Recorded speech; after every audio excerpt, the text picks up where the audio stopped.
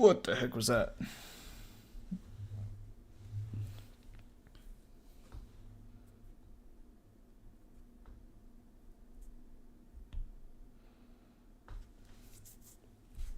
What the?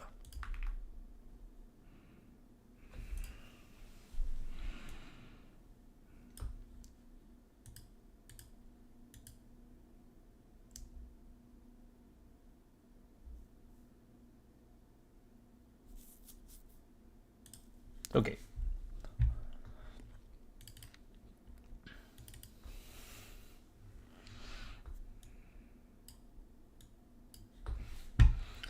All right. So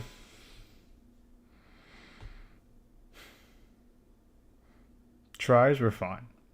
I think we need to redo everything here.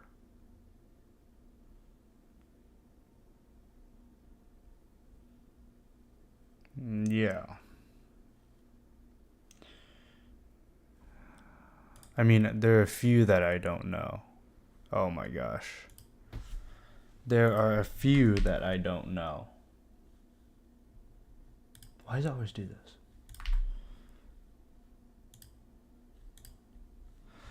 Yeah.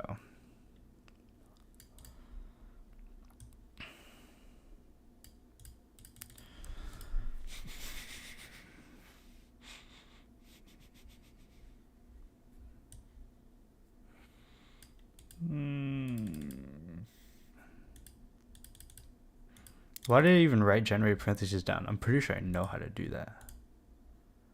Maybe I couldn't explain it. I don't know.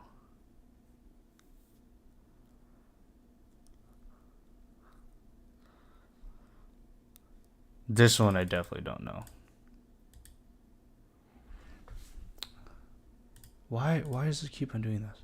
Okay. Trapping rainwater. I know I don't know how to explain that.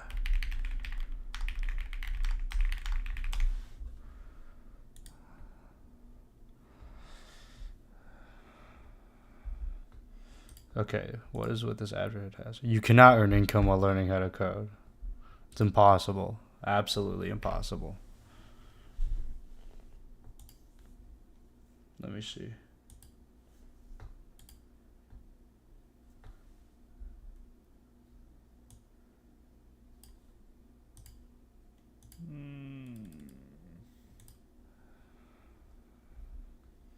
Okay, what is what this advert has? You cannot earn income while learning how to code.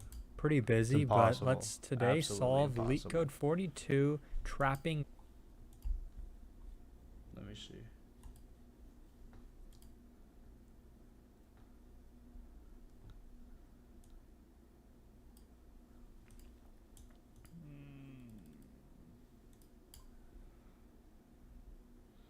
Okay, what is what this advert has? You cannot earn income while learning how to code. Pretty busy, but let's today solve LeetCode.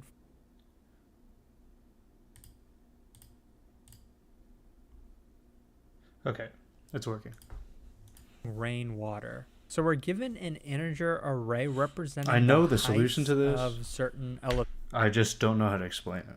elevations or whatever, right? So it's a one-dimensional array. The first value is 0, meaning a height of 0, so that's over here. The next value is 1, so that means a height of 1. Some have heights of 2. This one has a height of 2. This one has a height of 3, right? And so given this entire structure, we basically want to know like what's the maximum amount of rainwater could this structure trap, right? Given an unlimited amount of rain. So you can see this is 1 unit right over here.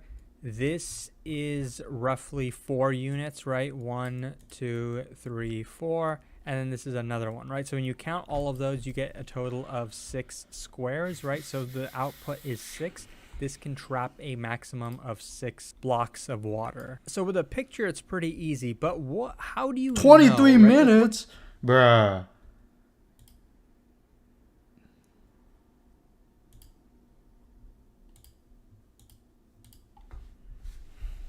what's the algorithm to determine how much each position could trap, right? Like, for example, this position is the first one, right? So there's no boundary on the left of it, right? So this problem. Okay, so I'm going to show you two different ways to solve this problem. Both of the solutions are linear time solutions, right? So big O of n is going to be the time complexity, extra memory that we just going to need any of this extra memory that we just allocated. We're actually going to do this. We're going to do this with 2 pointers. So initially, I'm going to have my left pointer over here. I'm going to have my right pointer here. So the right pointer is going to be all the way at the end of the input array. So we're going to have our 2 pointers initialized. We're also going to have 2 variables, max left and max right, which are going to be keeping track of the maximum left pointer and maximum right pointer so far. So you can see left is initially 0. So the max so far on the left is 0. You can see right is initially 1. So the max on the right so far is 1. So now we are going to have to update our pointer. Now, which pointer are we going to shift? We're going to take the one that has the smaller max value. So right now you can see max left has 0, max right has 1. So we're going to shift the smaller one, which is left. So we're going to take our left pointer and shift it. So now our left pointer is over here. And just a FYI, we know that we can't have any water stored on the endpoints, right? On the left and the right positions, we can't have any water because they're endpoints, right? They can't contain any water. But this position technically can have some water. And how are we going to determine that? Well, we're going to take how much water this can contain, right? We're going to take the max left value that we have in our variable right now, right? How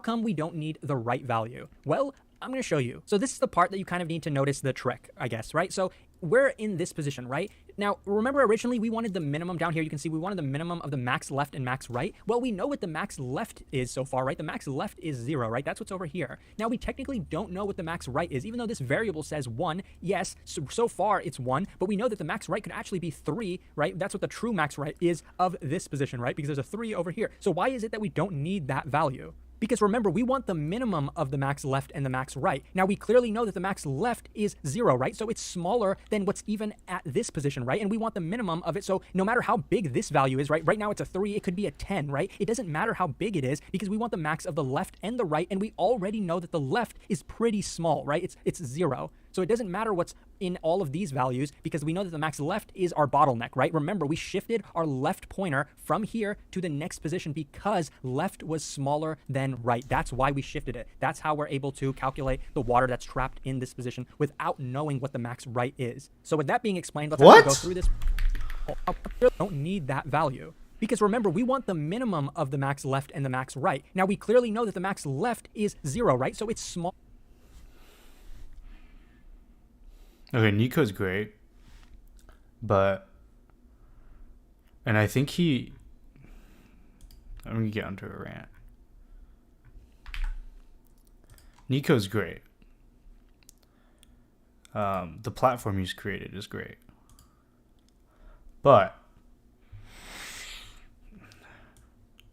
and I think he does the best job in terms of making very digestible content for dummies like me.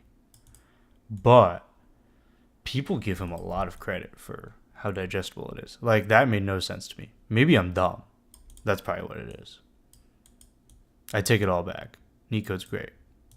Maybe, it's just a platform and it's a platform and a way of thinking that maybe I can't digest. And I'll leave it at that. Okay, let's do this ourselves. Oops, not that. I don't gamble. Just want to make that clear. Okay, cool. I also finally switched my keyboard so I won't kill my wrists anymore. I also need to loosen my watch. There we go. Yeah, I finally changed my keyboard so I won't die when I type. So we have, what do we have? In water equals 0, in left equals, nope.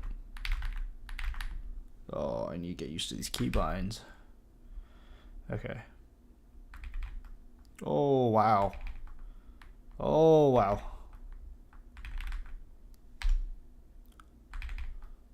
Okay. Left equals. Dude, also, my backspace on this. I'm going to reset this and unplug my keyboard. I don't know if This is audible, but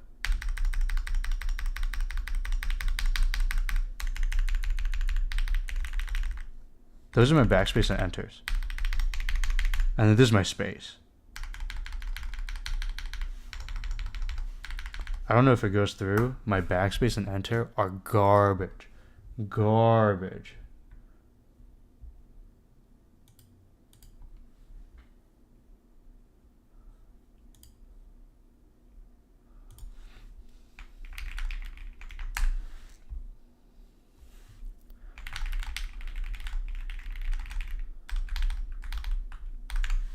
Oh, I need to fix that. It takes so long to fix those though. Okay. So we have int left equals 0 and right equals 0 and water equals 0 and max left equals math.max max left height left. Oh wait, what am I doing? That's right equals height right.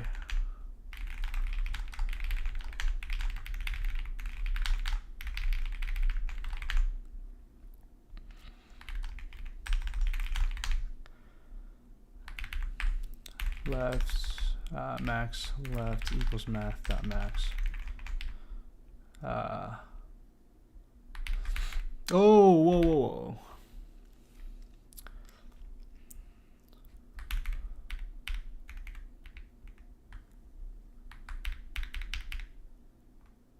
Oh, I'm dumb.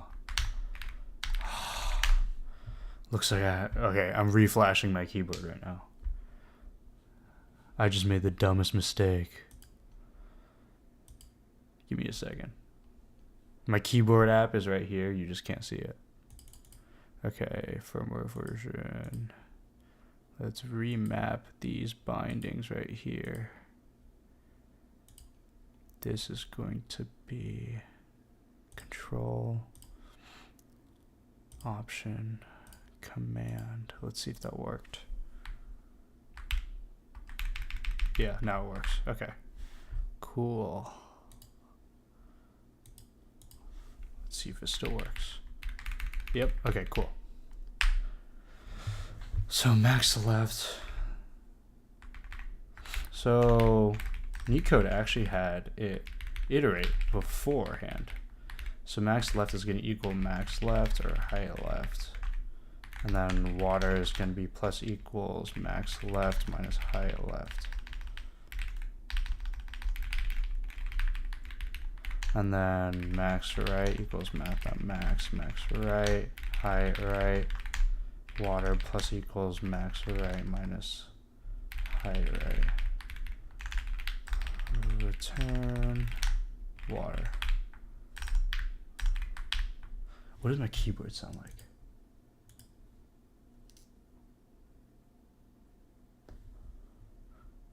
Doesn't sound that great. Actually, it doesn't sound as good as like the other keyboard I had.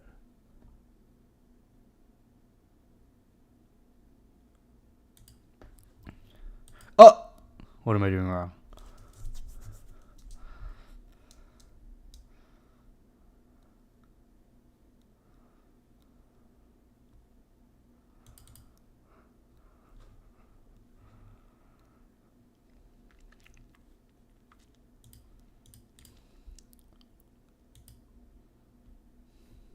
Let's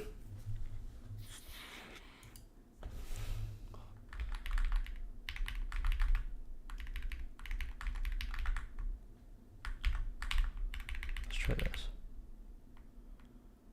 Interesting. What am I doing wrong? Height left.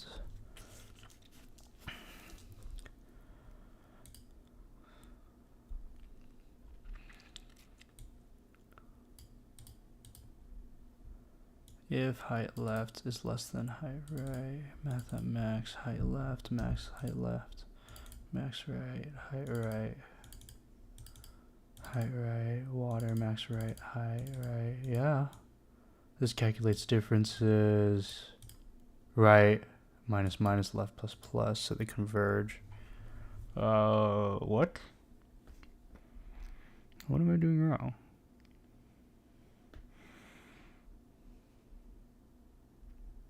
Oh, I'm dumb.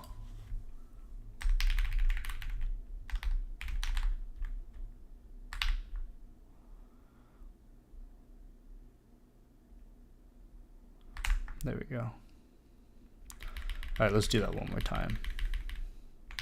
Actually, let me just, dude, that's kind of annoying. Go here, here, okay.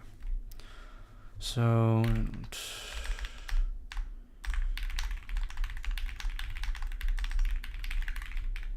oops.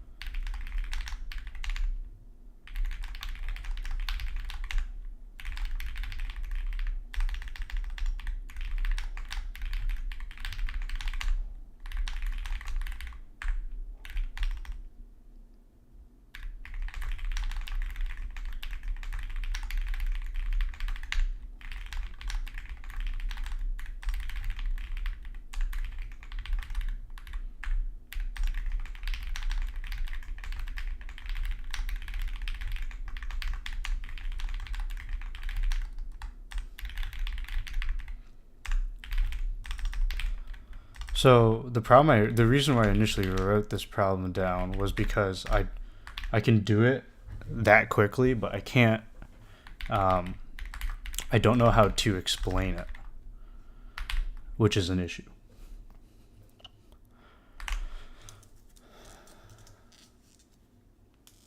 Yeah. Okay. Beats 100% too. So let's walk through a scenario right here. We'll do this. So here, left equals. Okay, wait, actually, to be honest, it's easier if I just like keep all the variables in my head. Okay, so what we would do, we make all our variables up here, we get the max right, max left, max right. So max left is equal to, I'm probably gonna do this, max left, max right. Left equals 0, max right equals 1. Okay. So 0, 1, which one's less? 0 is less. So we're going to check if we're going to do the height check one extra time, unfortunately. But yeah, we probably can do. Honestly, it's probably better if we do that. I'm kind of dumb. Do this.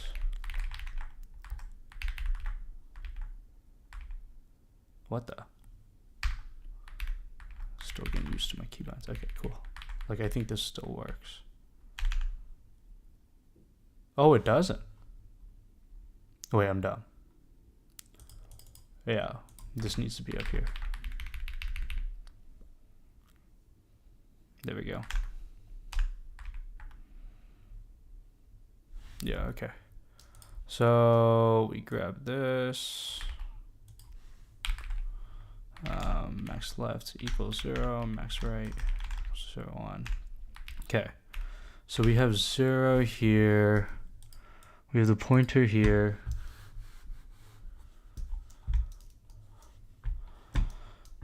We have the pointer here, pointer here.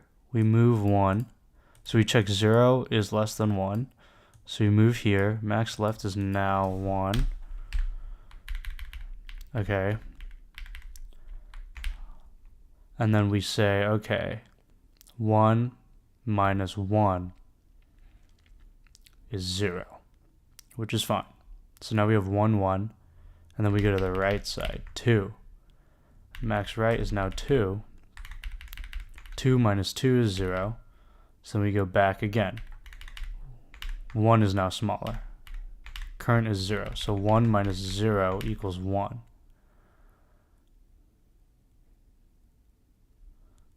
Oh, I see. I see how this is calculating it now. Okay, that's fine. So output equals 1 right now. 1. And then here, we're at 2. 0. So then we go here, 2. Max left is 2. 2 minus 2 is 0. And then, because this is 2 and this is 2, we move to 1. This will be 2 now, because we add 1 or 2 minus 1, which is here. Then This is at left is at 2, right is at 1. So we go here. 2. That's 0. So left is 2, right is 2. So we go to right. 3. Max right is now 3. 3 minus 3 is 0. So then right's at 3, left's at 2. So when we go left, 1. 2 minus 1 is 1. So we have 3. Okay. Now we're at 1 here and 3 here.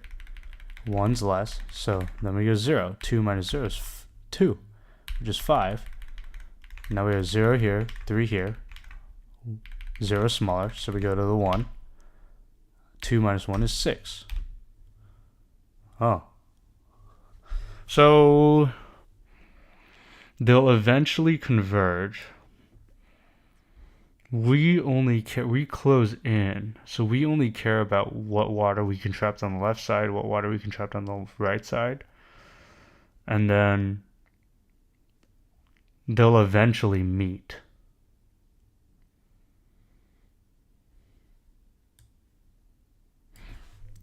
So this is all about isolating.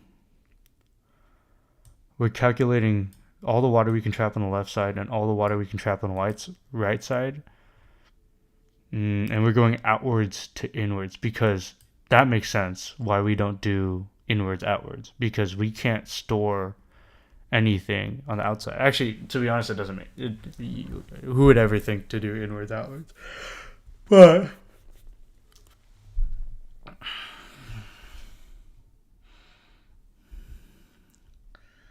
we're slowly going in and calculating. So if I were to explain this, we have a left pointer, a right pointer, a value that tracks the max left pointer we have encountered, and a value that tracks the max right pointer that we have encountered.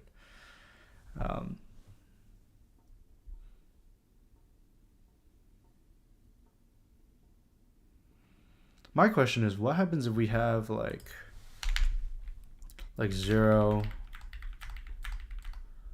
2, 0, something like this? Boom, we go to the right, we'd go to the right. Boom, 2. 2. We'd go to the right, we'd go to the right, max would be 0. Boom, we run into the right. 2. Max is 2. Then we go to left. Left, left, left, left, left, left. So what is it doing in that?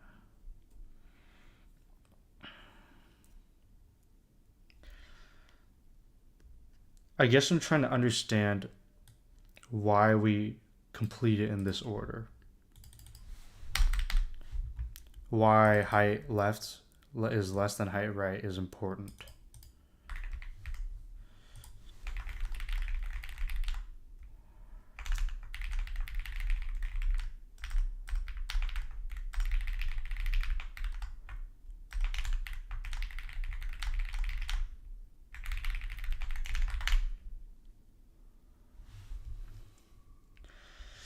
So if height left is less than height right is critical for determining which side, left or right, to pass iteration loop.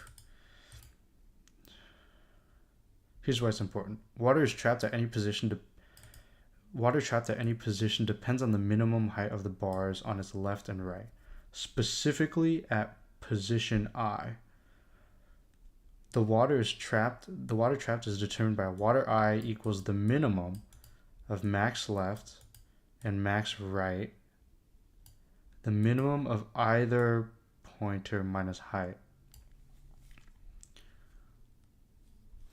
Instead of calculating max left and max right for every position, we leverage 2 pointers to process the heights from both ends towards the center. Why compare? We move the pointer either left or right, that is smaller because the amount of water trapped is limited by the smaller height at the current boundary.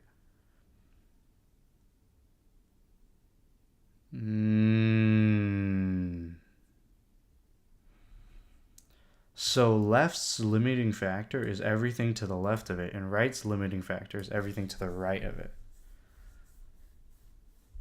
Because we know the wall on the other side is higher. Wow. That makes sense. Since height left is smaller than the maximum possible water trapped at left. Wait, since height left is smaller than the maximum possible water trapped at left depends only on max left. Yes.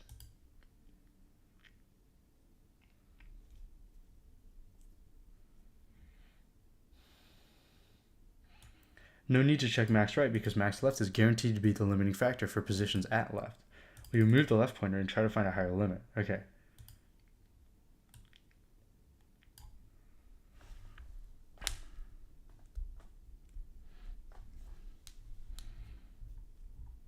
I see. So if I were to put it in my own words, the best way I can understand these is trying to put it in my own words. So I'm thinking. So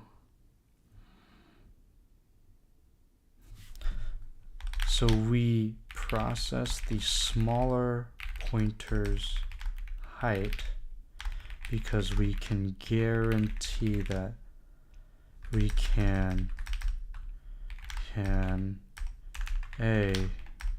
guarantee, I don't know how to spell guarantee, bro.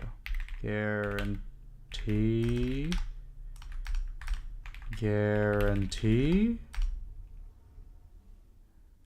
See, guarantee. We process smaller portion height because we can guarantee that pointer is the limiting factor and guarantee that the opposing pointer will have enough height to trap the water. Okay.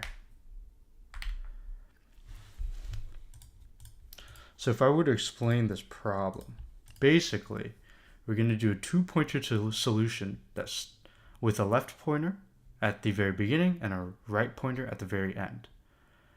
We are going to track, okay, so let's see. So I'm going to create 2 pointers, one at the very beginning and one at the very end, and I'm going to slowly bring them in one by one, one step at a time, both of them.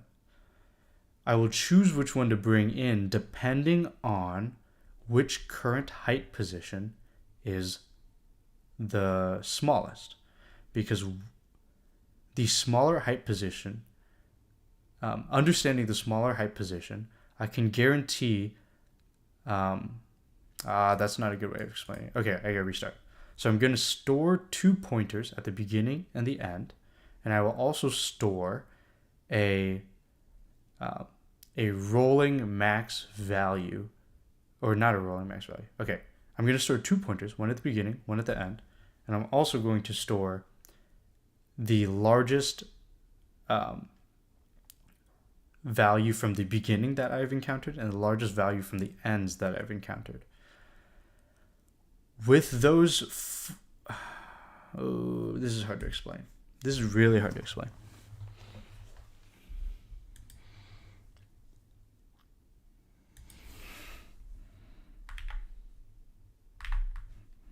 Let's ask, what would your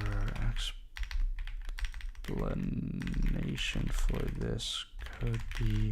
this approach be in an interview?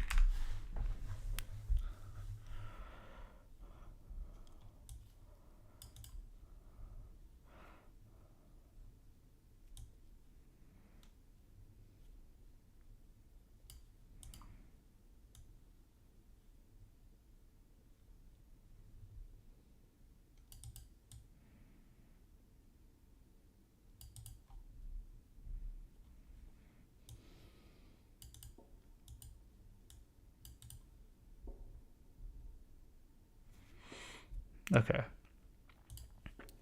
So I'm going to use a 2-pointer method, a left pointer and a right pointer, and I'm also going to store variables max left and max right that store the largest height that I've encountered from the left and the right. I will one step at a time minimize the window, minimize the pointers, and converge them based on which height from the pointers is smaller. And the reason why I want to do this is because if I want to process the smaller height, because that will be the limiting factor in the amount of water that I can trap. See, those are words, but I'm not really like explaining how it works.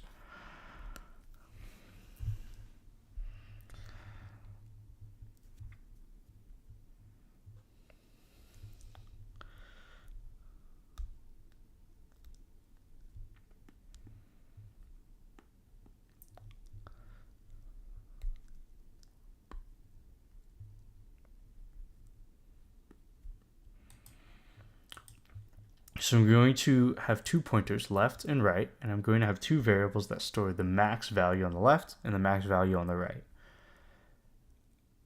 I'm going to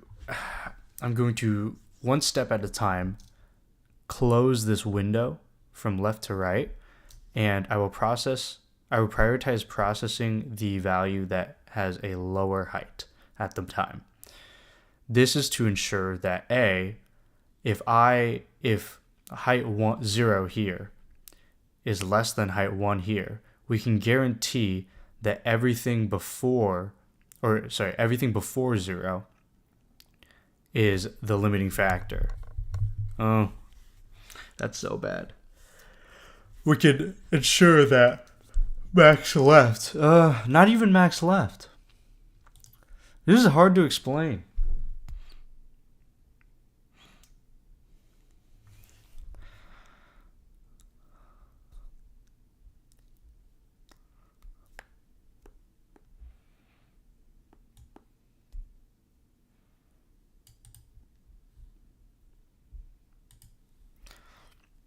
So 2 pointers, 2 maxes.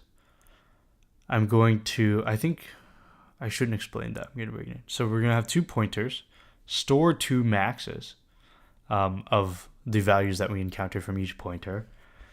And we are going to process the array based off of which pointer has the shorter height. This is important because we know that the side with the shorter height will be limited by that height's what?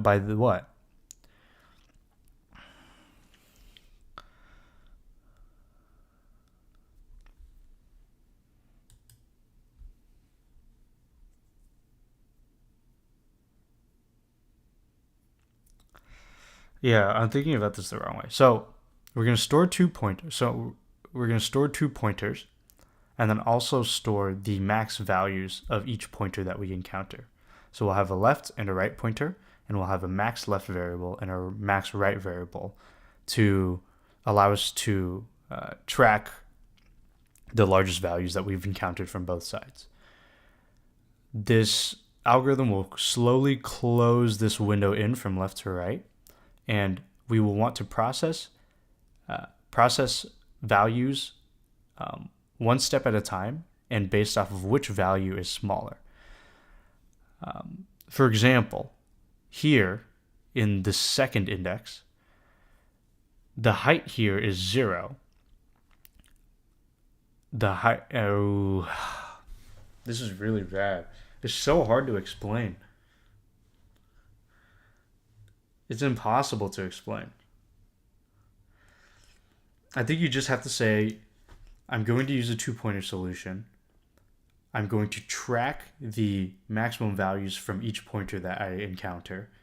And I'm going to process based off of which current pointer is the shorter of the two, because that pointer will act as the limiting factor in terms of trapping water from either the left or the right. Yeah, and then I go write it.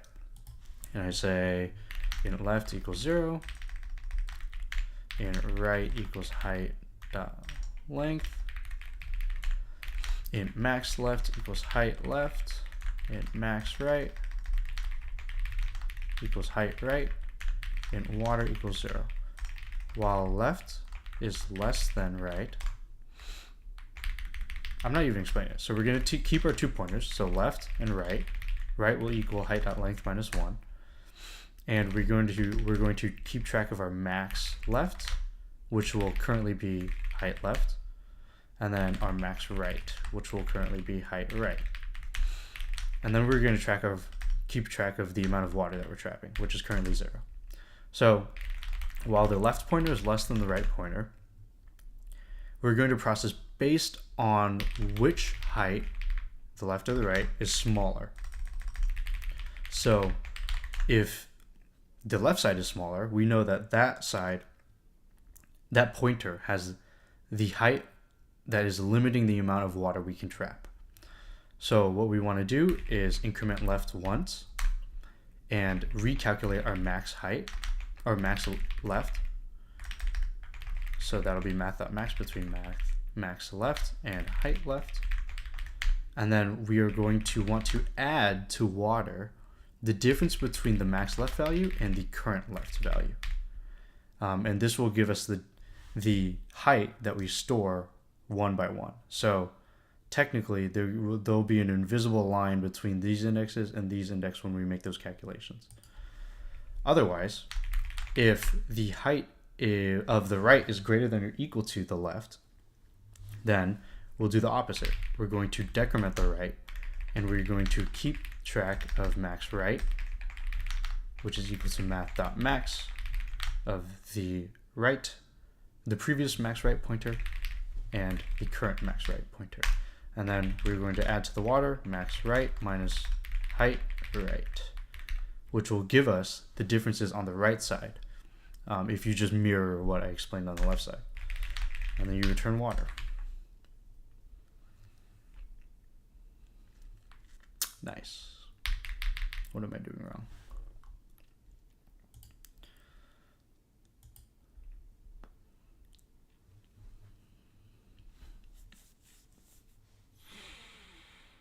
Oh, shoot. Height right.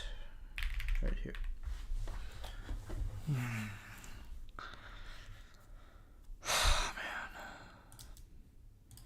So dumb.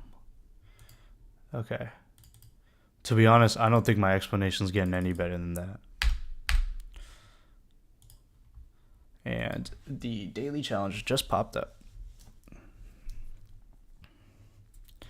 Oh my gosh.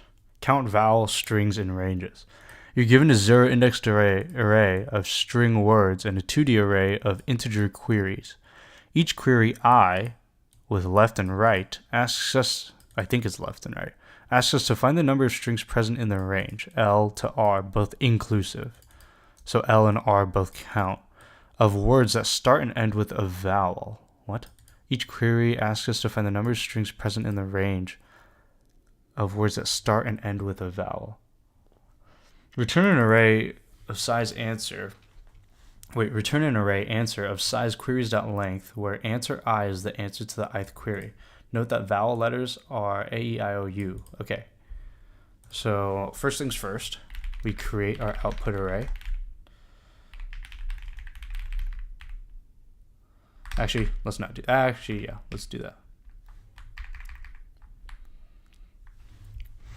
Let's see. I don't really know what it's trying to explain. So queries 0, 2.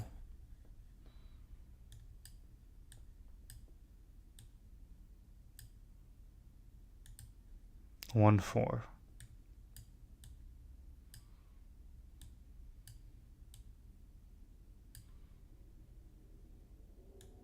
Wait, what?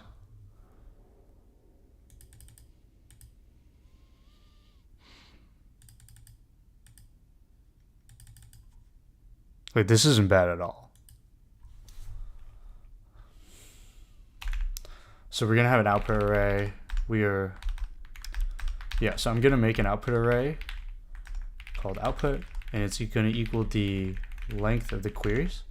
And then I'm going to iterate each query. Then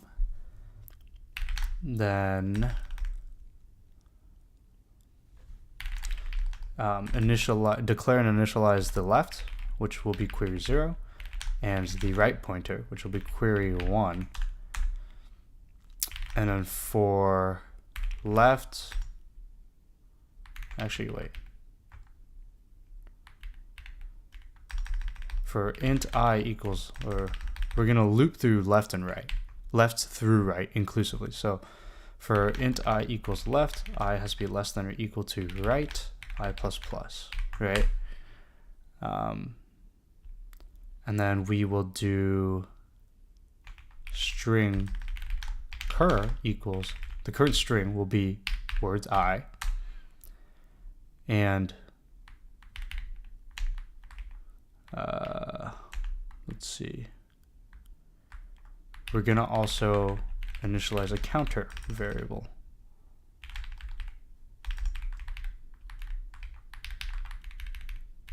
Yeah. So for each of the words,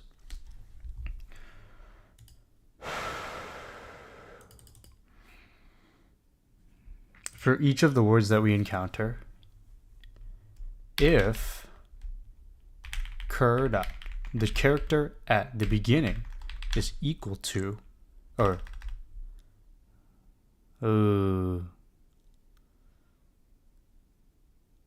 is equal to a vowel, which I'm just going to say vowel for now, and the character at the end equals vowel, then counter plus plus. And to sort these vowels, I'm going to make a instance field. So public final set character vowels public solution vowels.add a vowels.add I or e vowels.add I vowels.add o vowels.add u. Okay, A-E-I-O-U. Okay, so let's rewrite this actually. If this dot vowels dot contains cur dot char at the beginning, and this dot vowels dot contains, I think I'm gonna do something like this. Dot contains cur dot char at cur dot length minus 1.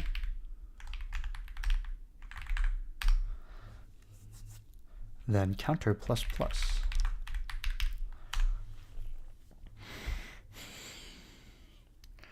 I mean, the shortened way to explain this is I'm going to take all the queries, iterate through each index in the query with the corresponding word, take the first letter, take this last letter, check if they're both vowels using a hash set, and then if they are, iterate a counter, and then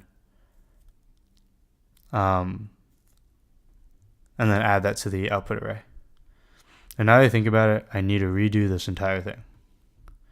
Well, not really, but I can't make this an advanced loop. This has to be a traditional loop. Something like that. Yeah. And then here, this is like queries I0, queries I1.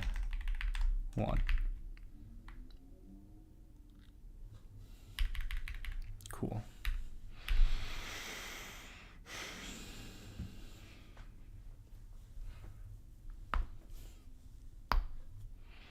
Yeah. So then you say output I equals counter. You return output.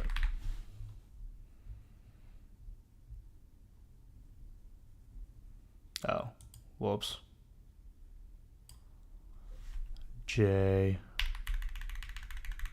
J, J, J.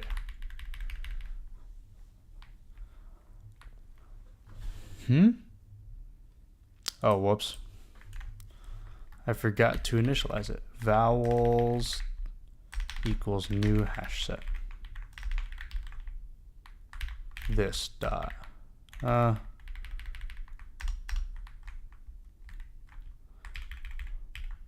This dot vowels. Yeah. There we go. O of N. Watch it need something quicker.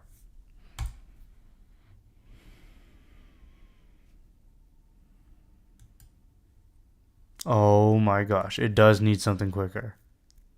There's no way.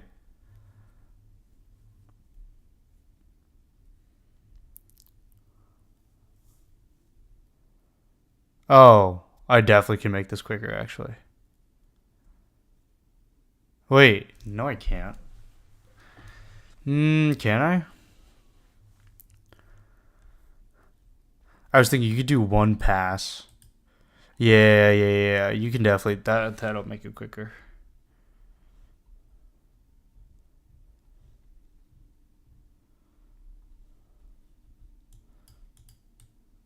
So do this.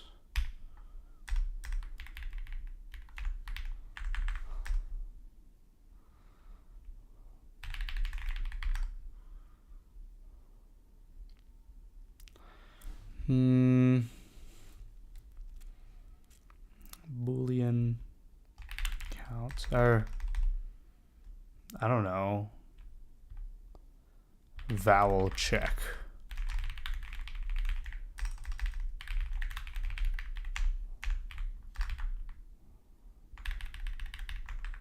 So instead of what I was doing, I'm thinking a way to make it faster would be to just iterate through, where's that, length, and then make the calculation and then iterate through vowel check instead. So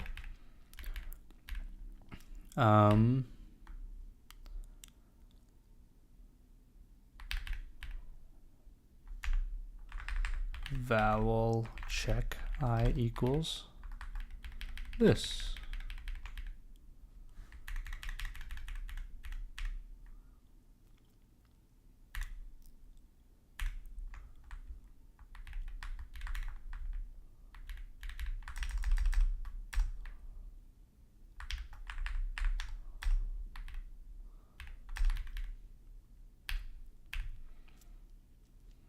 Yeah.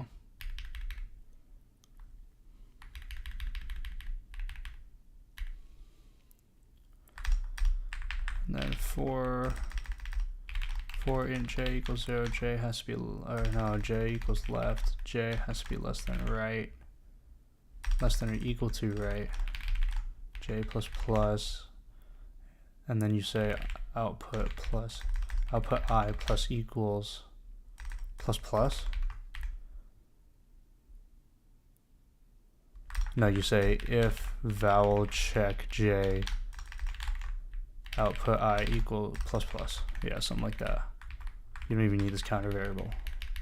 So this will also work. Or not. It's just, what? Oh.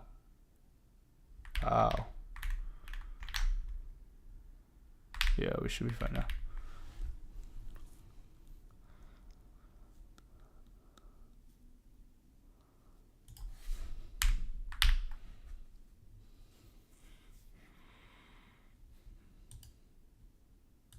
Whoops.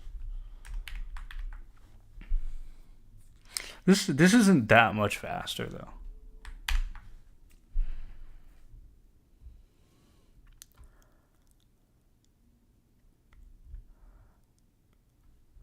Yeah, another timeout. Wow. Okay. There must be a trick to this. Lowercase.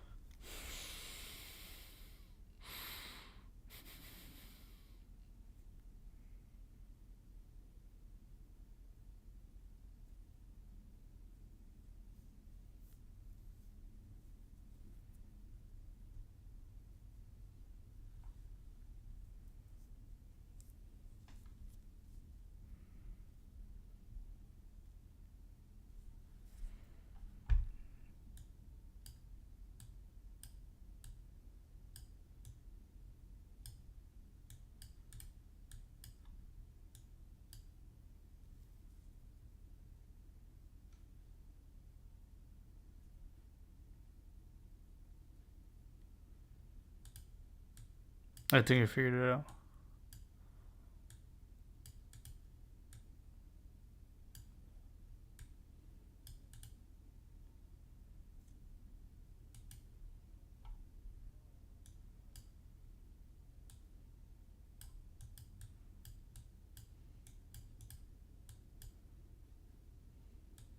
No, I didn't.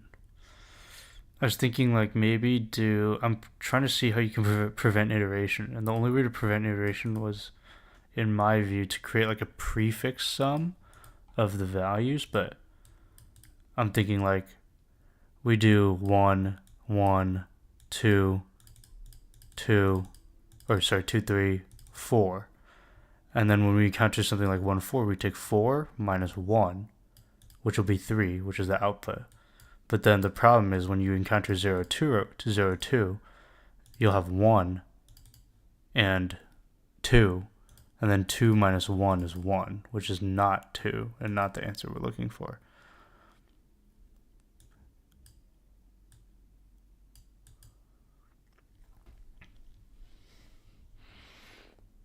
Plus, minus, so 1, 0, 1, 2, 3. 1, 4 is still going to yield, 3. What about 0, 2? 1, 0, 1. 1 plus 1 is 2. Oh, that might be it. 1, 1. 0, 0. Yeah. Oh, that might be it. Okay. Let's see. Instead of val check, we'll do prefix count. And then say if these two conditions, then if these two conditions, then instead of Boolean, it'll be int. Oops. Int. So then prefix count I equals counter, and then we're going to do int counter equals 0, counter plus plus, else counter minus minus, minus minus. And then instead of doing this, you can just do output I equals prefix counter left plus prefix counter right.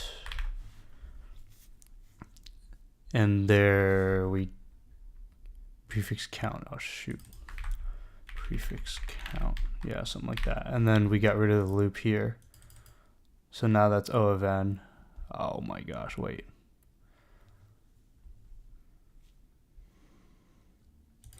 One, 0, 1, 2, 3. Am I doing minus?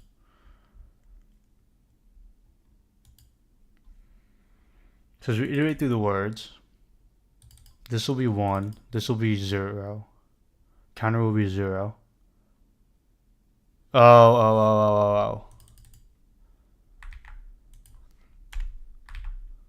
Still. We can just put that here. I'm done. Uh-oh. Wait, this was like foolproof for me. I don't know what happened. Why is it -2?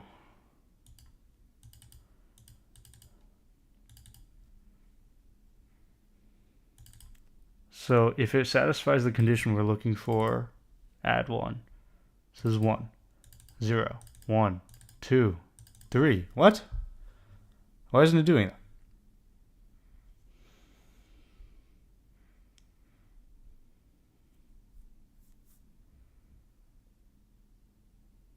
Oh, that's why. Oh, I see what's happening. Wait, no. That should be fine.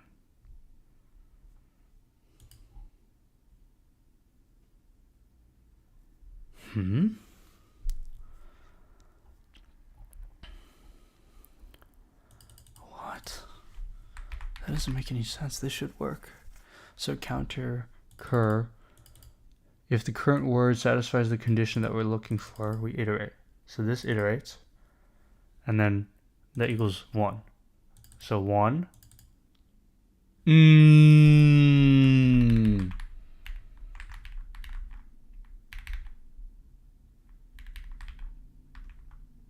Mmm.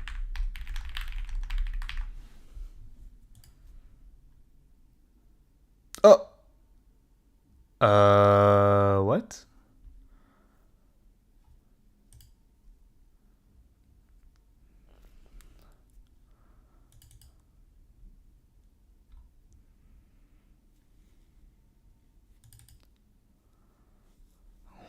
Oh wait, it passes this, but it doesn't pass this.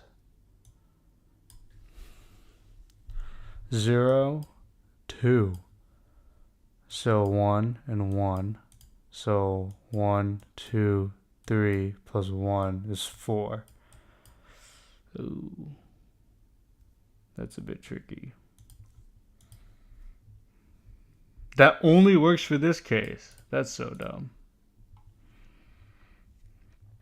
How else would I get rid of that loop here? That was the loop that was causing all the issues. 4, 3.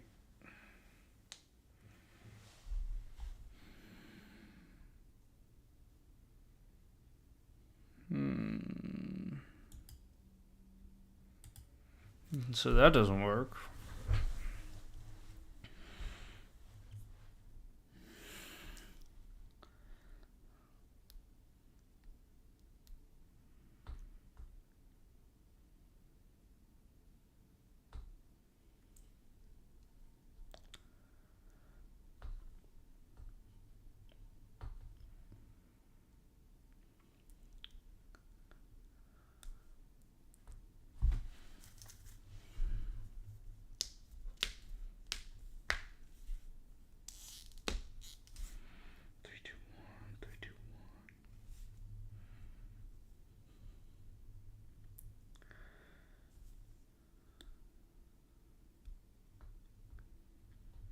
Maybe get the total, so like 1, 2, 3, 4, and subtract it by the rolling sum.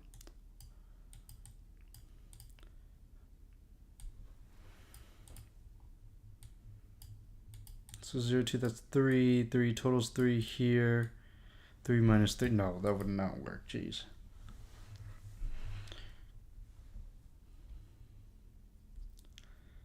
You get the sum, maybe. 3, and then you subtract everyone that's not.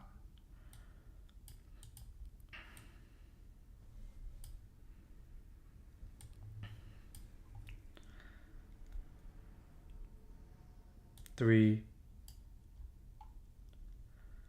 0, 1, 0, 0, 2, 2,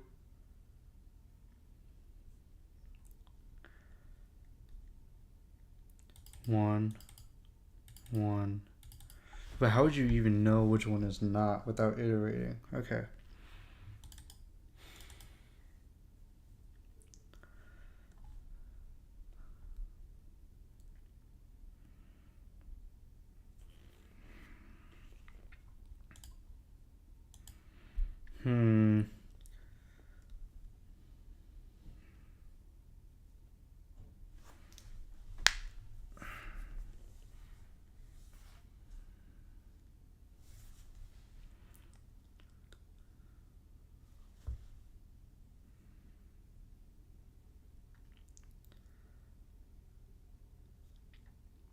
Yeah, how do you even know?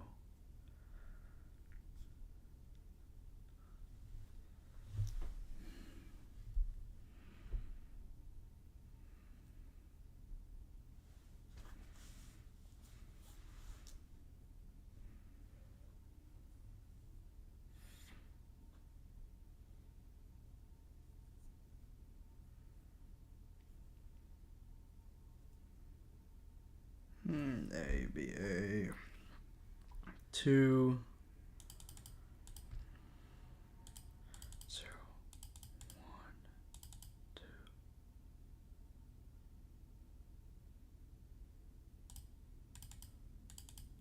1, 1, 2, 0, 2, take 2, 3, 1, 4,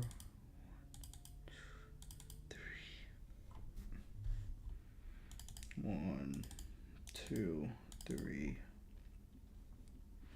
1, 2, 3. It's 1, 3. Oh no, it's 4. It's 3 here. So you have a distance of 4. Answers 3. Distance of 4 answers 3. And we know that because of this, but how do we calculate that?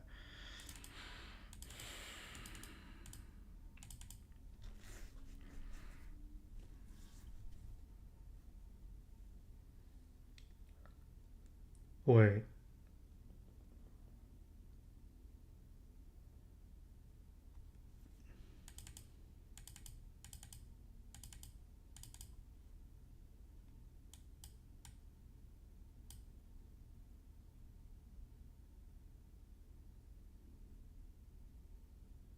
I think I figured it out.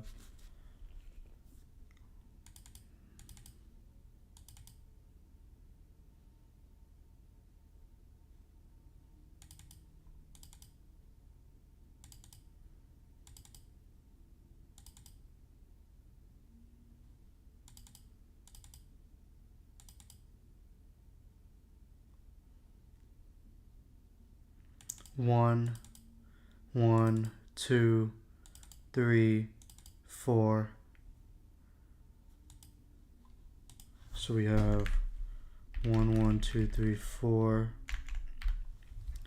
And then here we have 1, 2, 3, 3, 4. 4, 3, 3, 2, 1. So then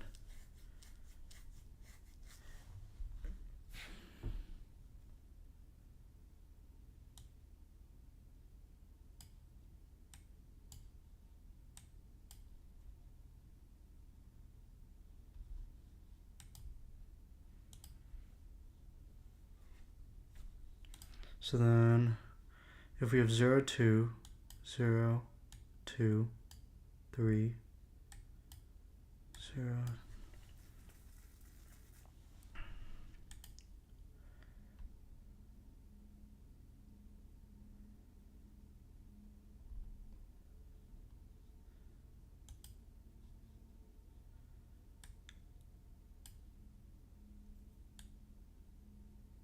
Okay. Then we have 1, 4. 1, 4. That doesn't work. That doesn't work at all.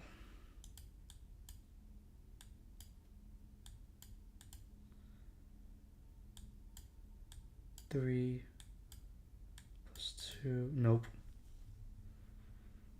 That does not work at all.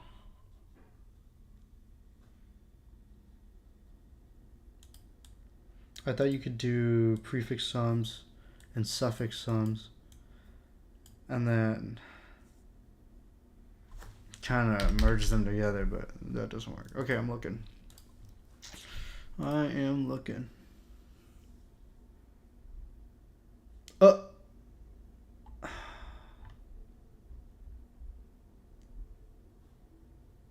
It should be marked easy. Bro.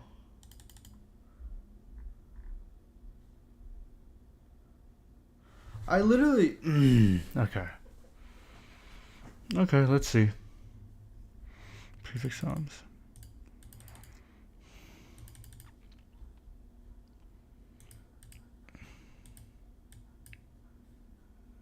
So 1, 1, 2, 3, 4.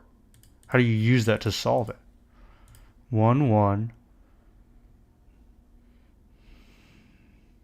sum plus plus. Okay, so he has exactly what I have.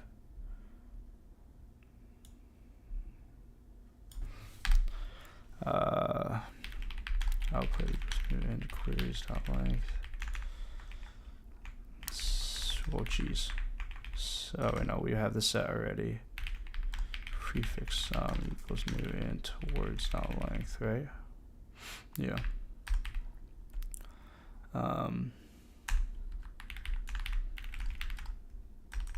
This is more of a counter, right? So like I'll make prefix counter. Oops. Oops. So then here we go for in I equals 0, string cur equal words I. If this dot vowels dot contains cur dot char at 0 and this dot vowels dot contains cur dot char at cur dot length minus 1. Oops. Sum counter plus plus. Okay, I get this. Prefix counter equals counter for int I equal oops. 0 I has to be less than queries dot length plus int cur query equals queries I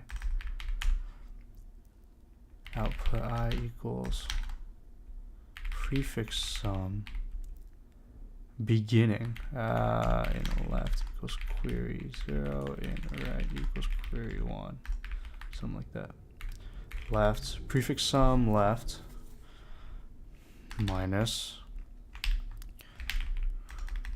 query what left equals 0 otherwise 0 otherwise prefix counter left minus 1.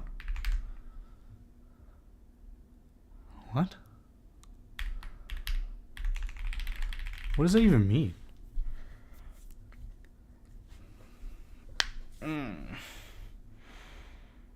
Cur dot length minus 1. What's wrong with this? Oh.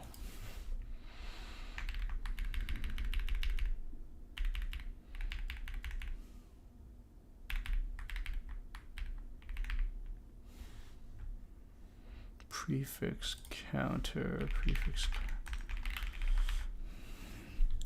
So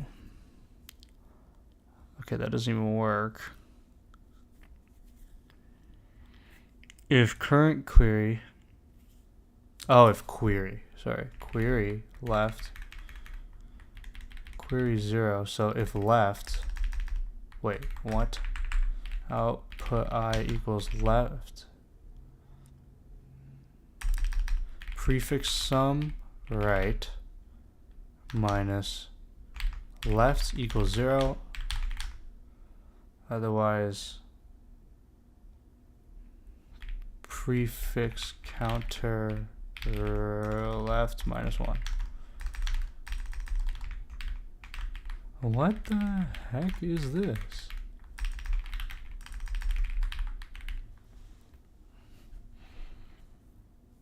Take the right minus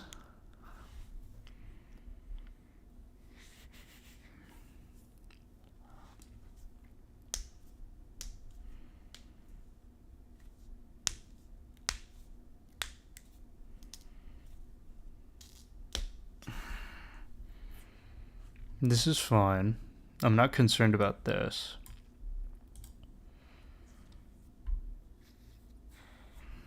This is right. If left equals 0, then return 0. Otherwise, return... Oh, minus 1 is inside. Wait, that's kind of weird. Why do we do that? That is kind of weird. How is this easy, bruh? Who thinks of this? Alright, let's see the intuition. Okay. Brute force approach to calculate the answer for each query, LR, would involve iterating through the subarray, LR, and counting how many vowel strings we find. We can use a set containing all vowels to quickly check if the string is a vowel in constant time. Yep. However, this approach is slow as it requires us to iterate through the portion of words for every query. If many queries contain long range, this will be an expensive operation. Furthermore, a lot of work is repeated since many elements will be visited many times across queries. Yes. For a more optimized approach, we can first perform some pre-computations on words. Specifically, we can create a prefix sum array, prefix sum, to store the cumulative counts of vowel strings in words. Vowel strings? Vowel strings in words. Prefix sum I would contain the total number of vowel strings from the first element of the array up until index I, the prefix array, words, I. Populating this prefix sum array would only take linear scan across words, as we maintain a cumulative sum while iterating through words. Having this prefix sum array will allow us to answer each query very quickly. The key insight here is that the number of vowel strings that fall between a query range can be found by subtracting the cumulative sum up to index L minus 1 from the cumulative sum up to index R. Prefix sum R minus prefix sum L minus 1. Why subtract L minus 1? Note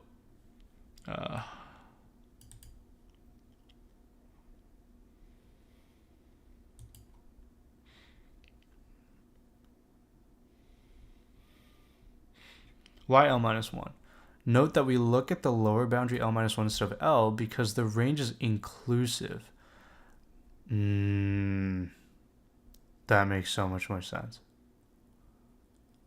Wait.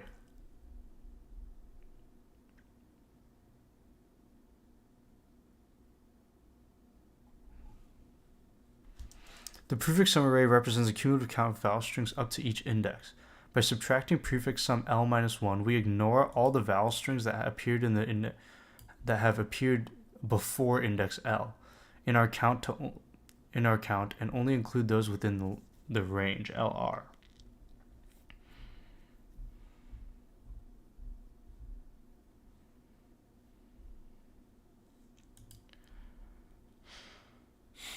Five, 1. Bro, why not give me one that's right here? Like, that's so stupid, bro. That is so stupid. Come on, use your brain, editorial. Use your brain. Okay. 0, 2. That's not going to work. We want something that's 1. Yeah. Oh, that's not 0. 1, 4. 1, 4. So we take 4 minus 0. What?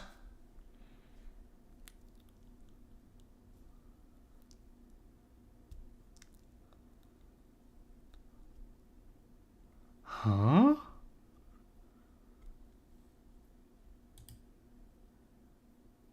This is definitely wrong.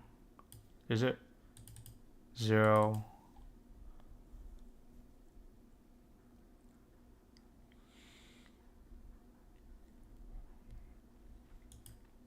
Because right now this is 1.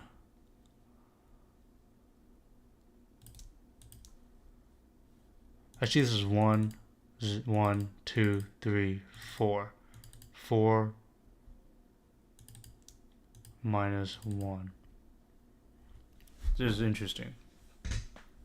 Prefix counter. That's not how the prefix counter works, is it?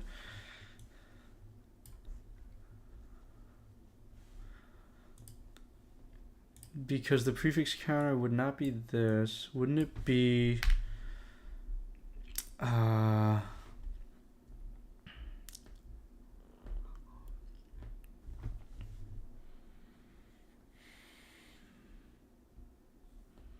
So our prefix sum here will be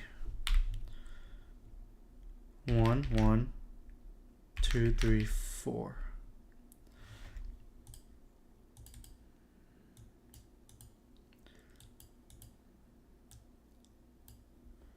Left minus 1 will be 1, 3. How does that work?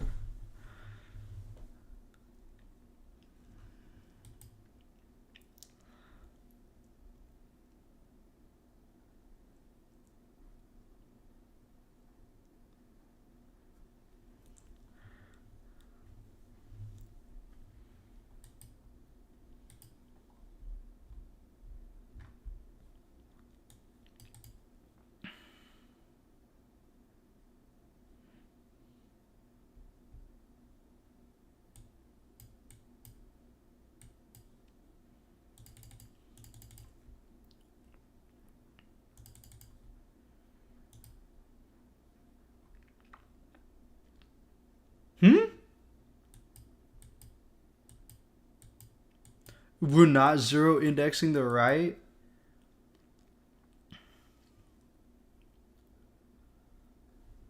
Wait, was that my problem?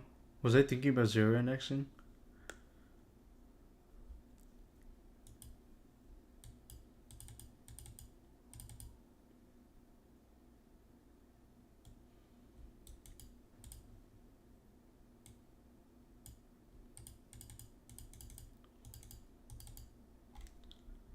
What? Wait.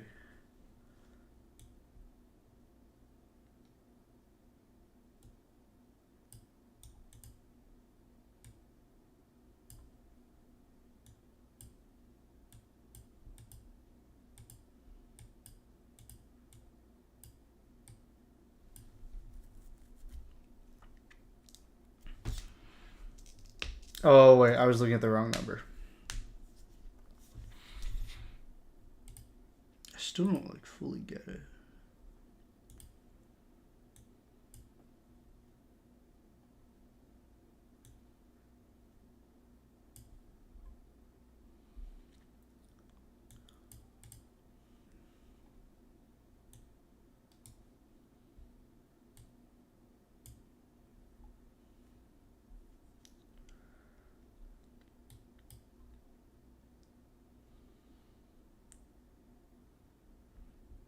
I get it.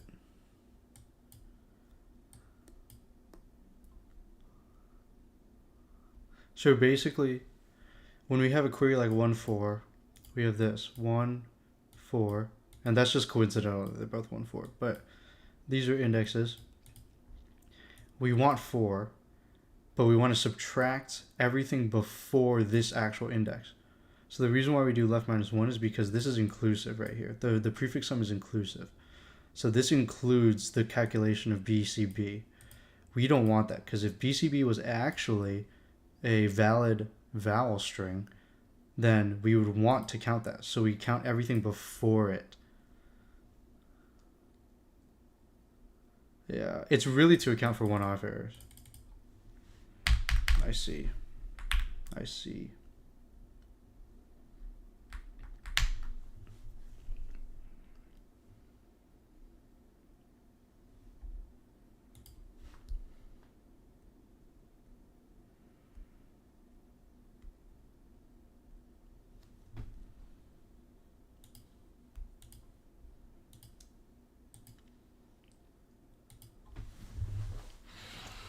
So, what do we want to do?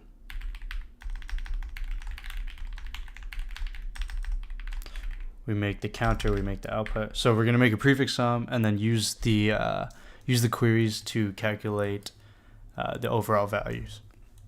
Yeah, so we have int counter equals 0, int output equals new int queries.length, int prefix count equals new int words.length. For every word,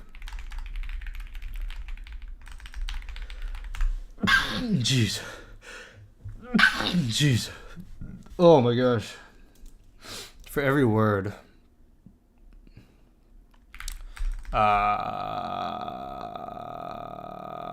get the current word,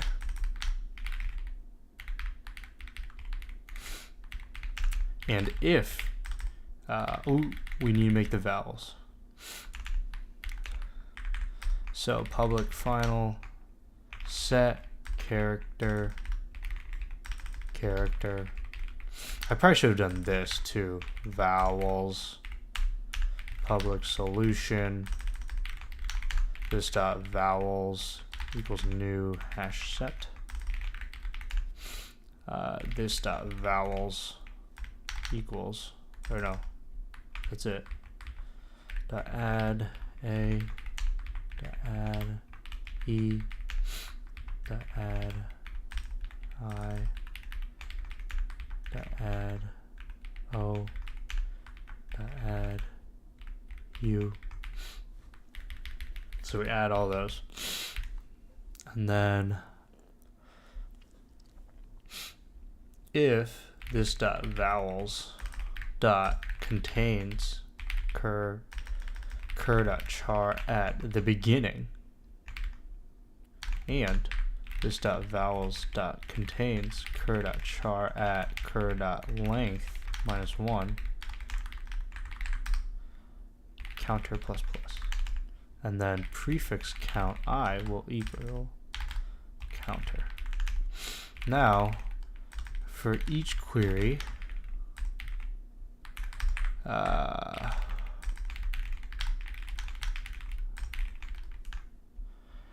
int left equals query 0 and right equals query 1, and then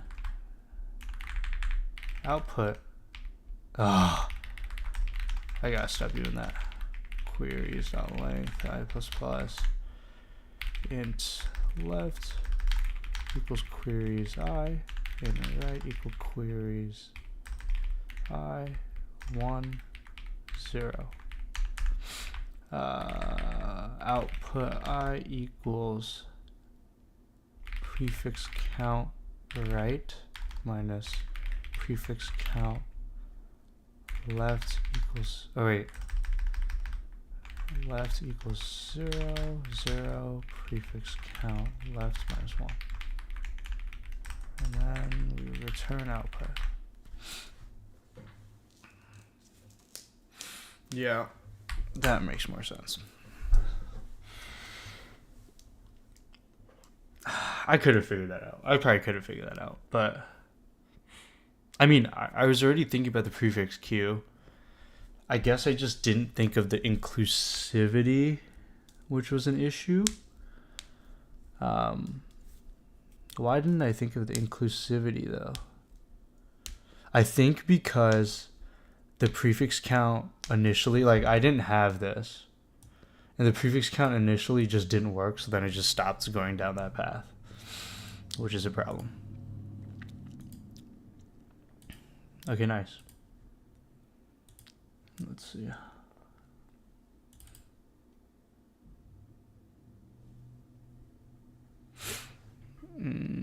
Okay, that's fine. Valid parentheses. I think I know how to. I don't even know what is valid parentheses a part of. Isn't it stack? Yeah.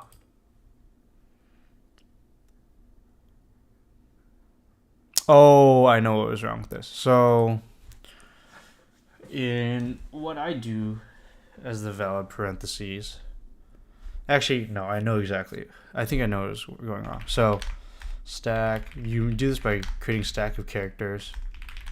You call it a stack, and then you iterate through each. Okay, you create a stack of characters. Oh my gosh, stack character. Like so, and then you iterate through each character in the string s. You get each character, and if the character equals any of the opening brackets,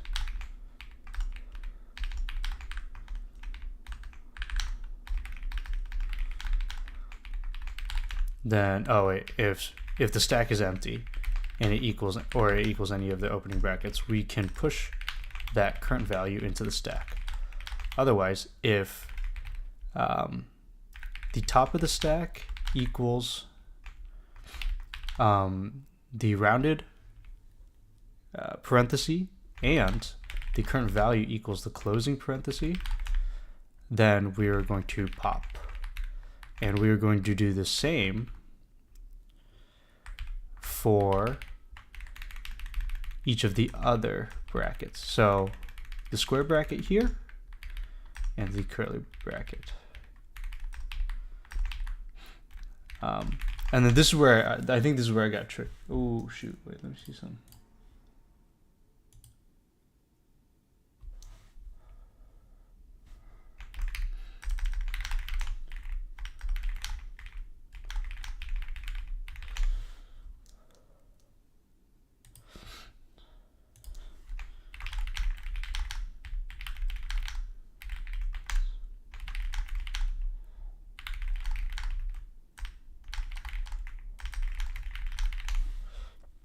Okay, so this is where I got confused because I accidentally returned false here. And you return like stack.isEmpty. Not with a not though. But here, you just want to return stack. You just want to push the current value onto the stack. Now, why is this? Why is this? This is because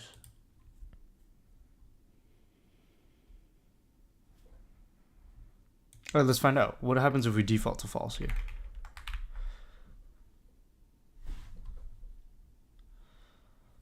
It breaks somewhere if we... Oh. Wait, what?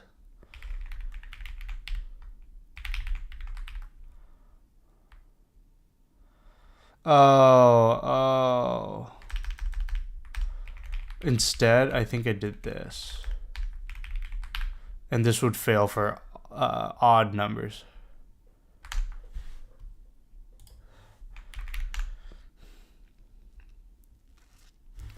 Yep, there you go.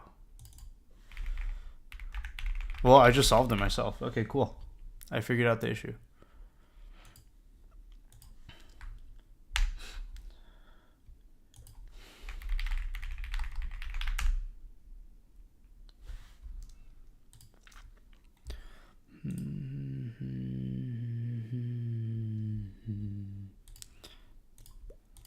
So we can default if we don't satisfy any of those conditions. We've broken the conditions, but we also still have to return whether the stack is empty because we can run into odd numbers. Yeah.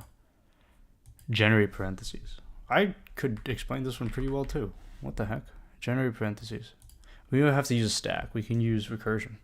So how we're going to do this is we have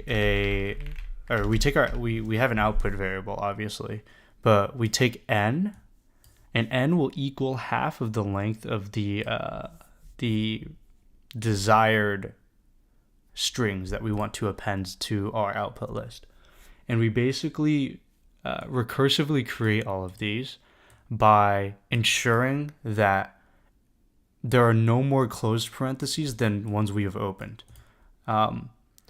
And we can do that by just writing a condition. So, but we can recursively generate all of these permutations. So we make a list string output equals new array list. And then we can backtrack with n, 0, 0, n, output, and then return output. I also think we need a new string builder here. Public void backtrack. So we're going to keep track of the open parentheses, the closed parentheses, have our string builder, and then our n value, and then our list, our output list. So if string builder.length equals n times 2, we are going to return, or we're going to add a new string to output with string builder.toString. And the reason why we have to cast here is because string builder, the string builder object has references, or pushes the same reference or something like that. There's reference values within the string builder, so they would all be the same if I didn't do that. So I'm just creating a new object for it. So then, if open is less than n, we're going to add an opening parenthesis. So we're going to take the string builder and append an opening parenthesis, and then we're going to backtrack. Open +1, close, string builder, and output. And then we're going to take the string builder and delete the one we just added. Delete char at string builder.length -1. And then if close is less than open, So if there are as many, if we can close a parenthesis, we're going to. So string builder dot append close, backtrack, open close +1 string builder and output. String builder dot deletes char at string builder dot length -1. Boom. And that's it. Or not. Oh, wait, sorry. Close is not less than n, less than open. There we go.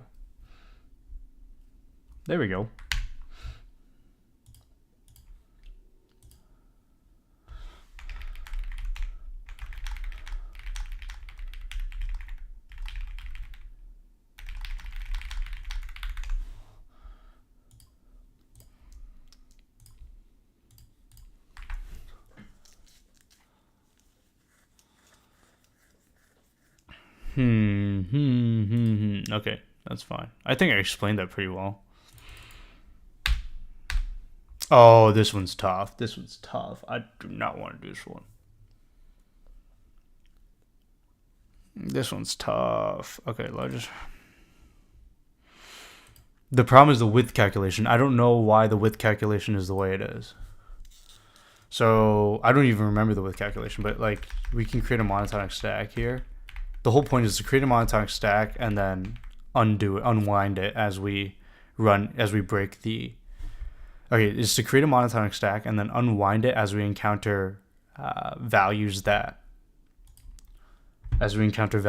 violate the monotonicity of the stack. So we have a stack here.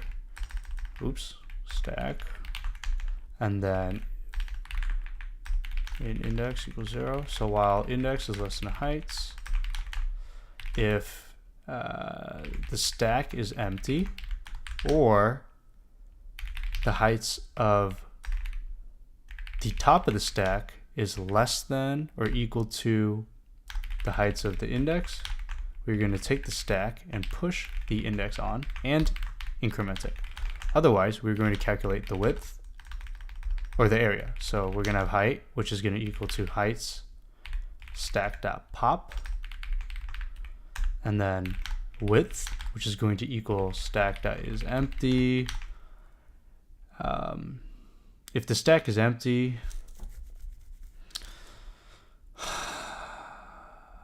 index. Otherwise, we use heights or index. Otherwise, we use stack dot index -1.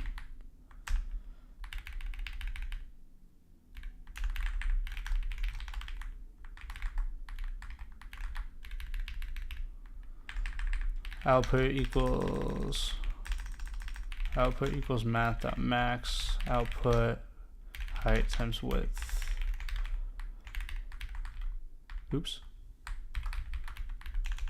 And then while stack.isEmpty,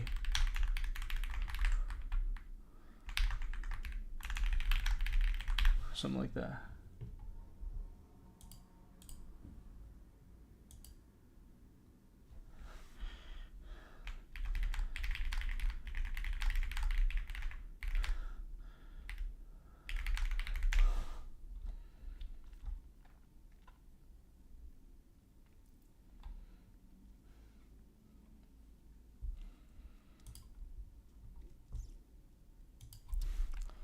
Length, something like that.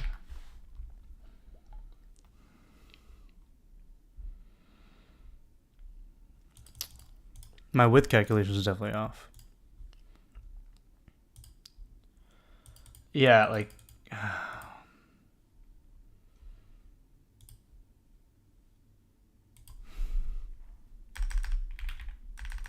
minus stack.peak +1. Is it plus? Minus. See, like, what the heck? I gotta realistically do the math a little more.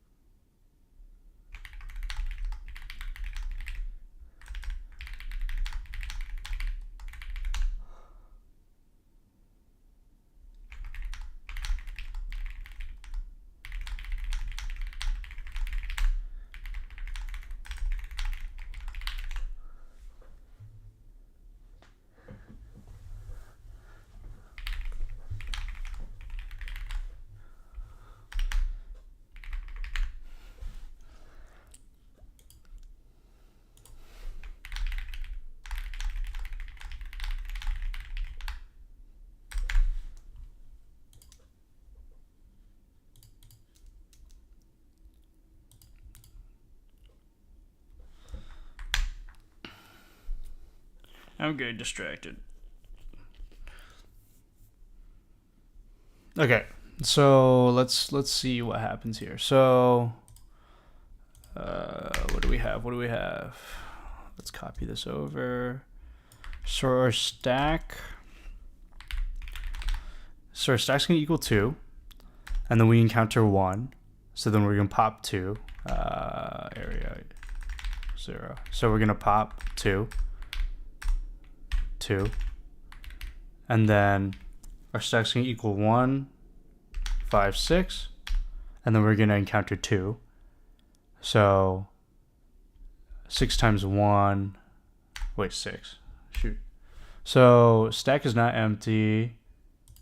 So we do index minus stack.peak, which is the index before. So we're at 1, 2, 3, 4, 5, or 0, 1, 2, 3, 4.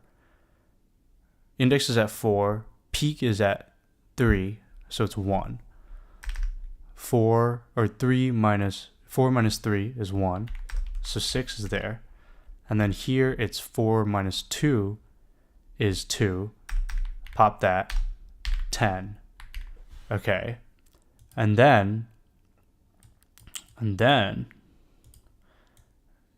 we pop 2, or push 2, push 3, and then we hit here. So then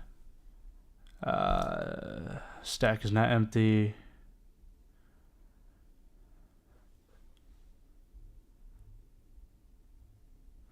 Oh wait, I'm so dumb. Okay, wait, let's just finish this. 3. So it'll be, what's the current index? Stacked up peak. Index is 1, 2, 3, 4, 5, 6. So index is +1, I think. Yeah, index is height dot length. So it's 1, 2, 3, 4, 5, 6. 0, 1, 2, 3, 0, 1, 2, 3, 4, 5, 6. So it's 6. Index is 6. We're at 5. So 6 minus 5 is 1 times 3 is 3. 6 minus 4 is 2 times 2 is 4. 6 minus 0, 1. 6 minus 1 is 5 times 1 is 5. So that's fine. So that's how we get the answer. But let's restart and do 2. So if I pop height of 2, stack is now empty by the time I get here. So I use index, which will be 1.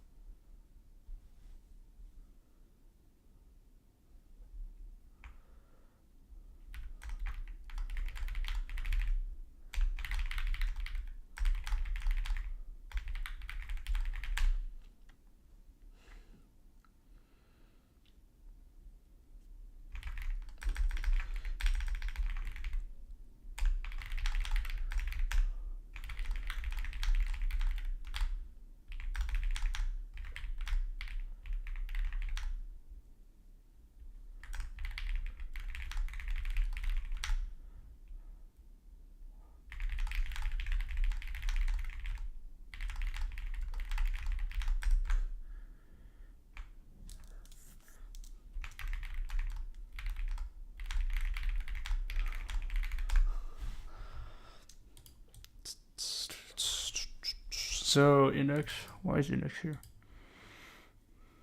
What's another example of stack being empty?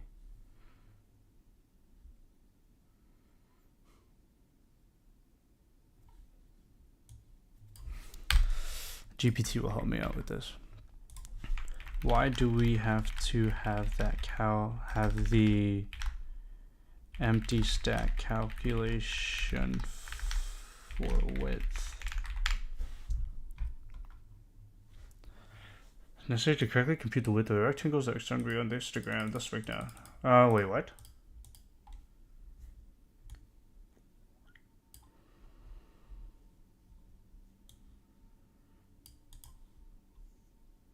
I get why we need the final while loop.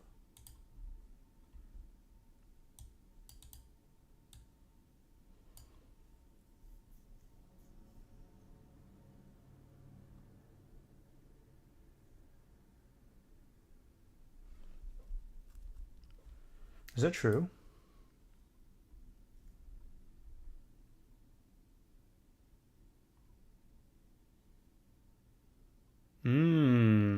That is true. Dude, that isn't that trippy? That like this just happens to work for each case.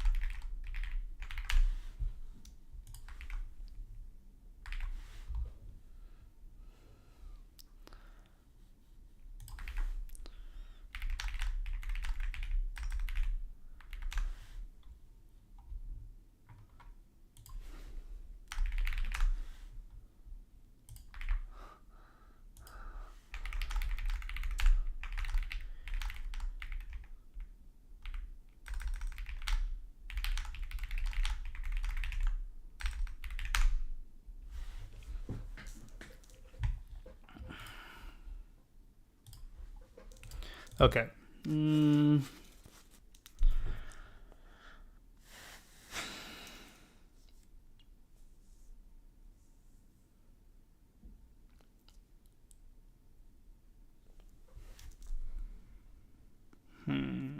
Yeah, isn't that sorry? Isn't it crazy that it works? Like the monotonicity structure is just caters to this problem because two, this first two is the smallest.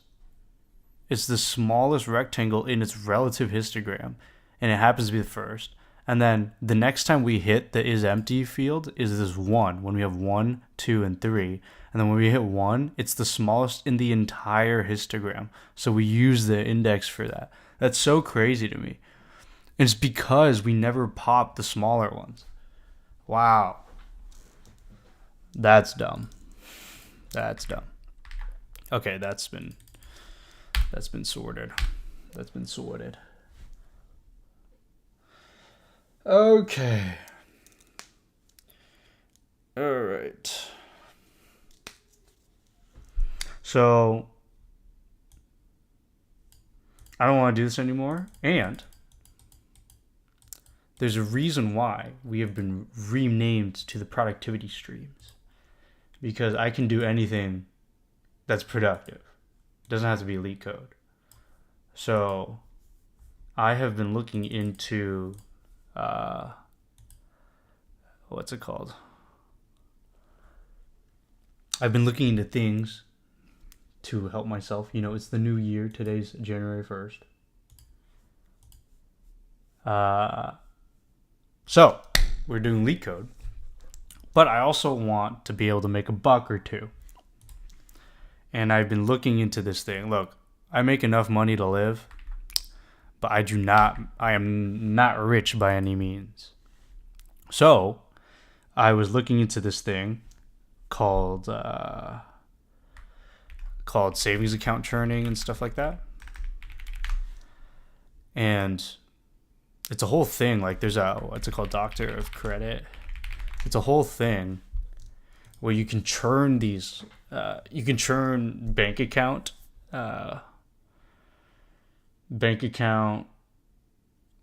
bonuses.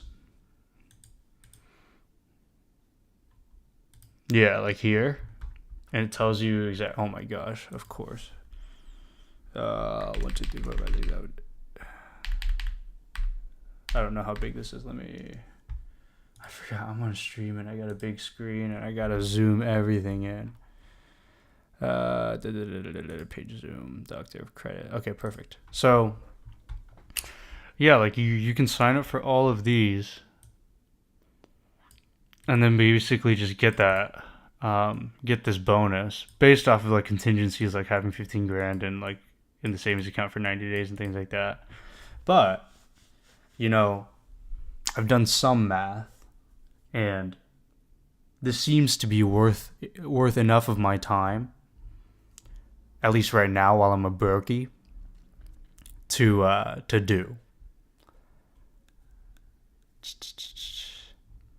So yeah, I think we're gonna make a tier list right now. A tier list page, churning tier list, or churning order list. And I'm just gonna keep on churning these.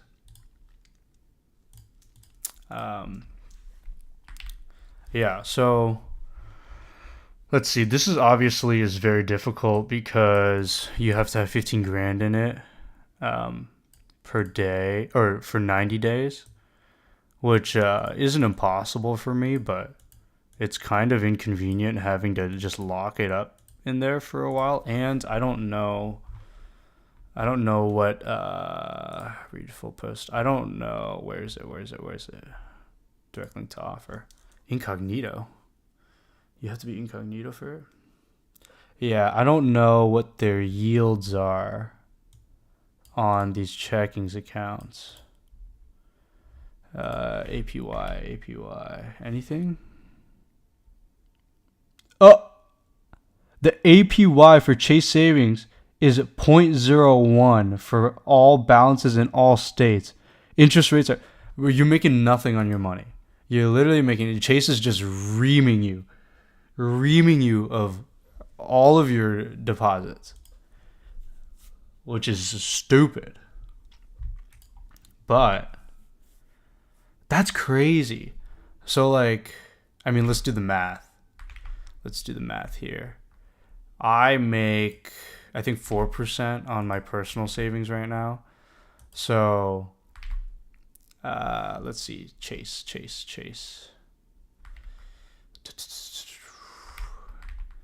Okay, let's make a database. Sure. No, not this. Delete. Inline database. Okay, cool. So, what the heck? I can't rename this? Oh. Churning. Data. Sure. I don't really like data.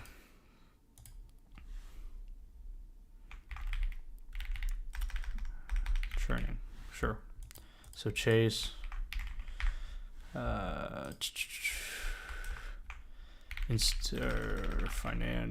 Financial institution. Oh my gosh. Institution. Financial institution. What else do we want? Add new property. Number.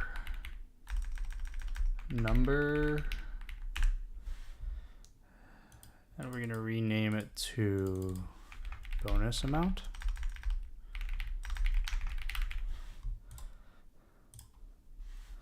URL. There we go. URL's right there.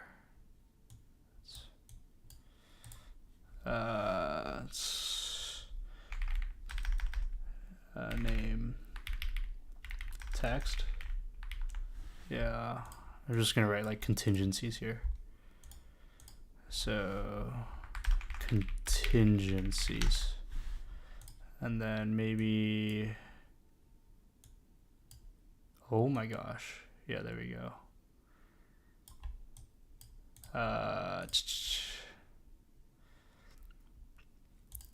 And then here I will write H1 bank specific information, financial institution specific information. So the reason why I want this is because a lot of these banks, they have that is not what I wanted. Where's the direct link to offer? There we go. So a lot of these banks, they have contingencies on what they'll consider as direct deposits. So like for example, Chase, if we go down here, apparently if you oh, didn't trigger, what triggers it? So for this case, it doesn't apply. But, oh, Apple Cash works? Wow.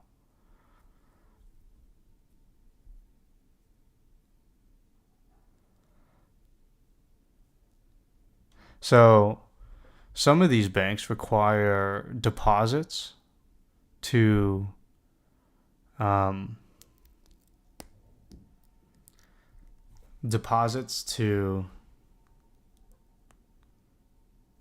what am I trying to say? Deposits to redeem the rewards or the bonuses, and and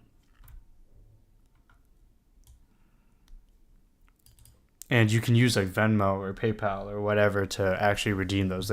Some banks will consider it that. So yeah. All right, let's like see what's worth my time. They have brokerage bonuses? What are these? I might do brokerage bonuses too. Yeah, it must be maintained for 2 years. Nope. Yeah, this is kind of crazy. Make 2%, 1% of your money based off of 2 years. To be honest, that's really hard to justify. 250 cash advancements. I'm not that rich.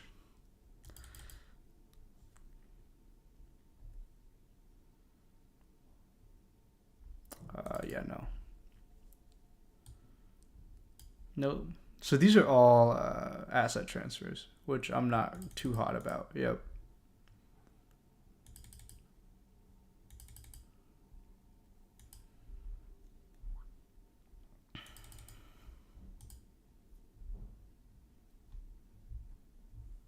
Yeah. No. Okay, I also was looking at this. These are sketch though, because banks don't really like you. Some of these banks you can fund with credit cards, and I would never fund a bank with a credit card for practical reasons, but for churning reasons, I would totally do it. And you can basically fund the bank with credit card. I'm thinking capitalize on the yield at that particular bank, but if you're Chase, you're getting no yield. And then farm points based off of your credit card rewards. But the problem with that is that A, there are not a lot of banks that do this. And then B, there are also some banks will consider it as a cash advance, and I have cards that will that provide me cash advances, but I've heard stories of cash advances triggering like fraud alert and or just limiting your credibility, because companies will look at financial institutions will look at it and be like and say, hey, why do you need a cash advance? This is sus, which makes 100% sense. So I will not be doing that probably. List of methods banks count as direct deposits. Oh, okay. So this will help us as well. Cool. So we just need this. Let's see which ones are the easy ones that I can capitalize on pretty well.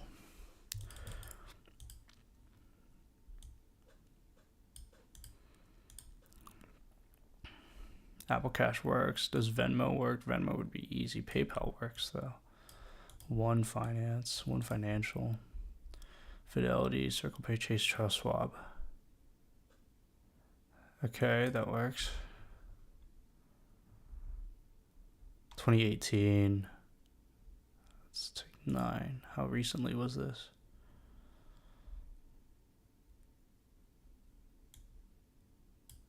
November 5th, 2024. Okay, so Schwab direct deposits work with Chime. And I do have Schwab. So 475, 425. Let's see. Read the full post. Soft per. Does it use check systems? No. Hi, soft pull. Termination fee. Early account termination fee. None. Monthly fee, none. Household limit, none. 250 now. Where's the... Okay, swag bucks. Offer unavailable. My points. Chime.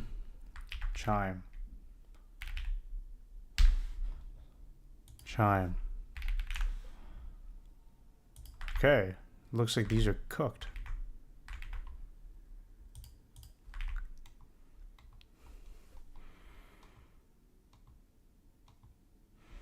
Oh my gosh, doctor. Okay, also the reason why I do this is like the time I put into this is pretty passive. Other than the time I'm looking into it. But per like hour of me doing it, it's pretty worth it, I would say. Like it takes less than probably 30, 20 minutes to set up a checking account in any of these places. Direct deposit totaling. Okay, let's see. Schwab. Nope. Robinhood. Schwab. Ha ha ha. What? Schwab triggers BMO bonus. Bonus paid today. Transfer 300 X2 from both checking account and money market. Not sure which account triggered the bonus. You, doctor of credit.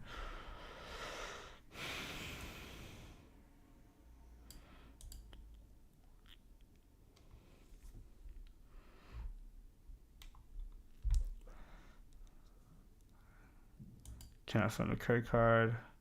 Check system works, so that's actually good. $50 if closed within 90 days. Is there a minimum?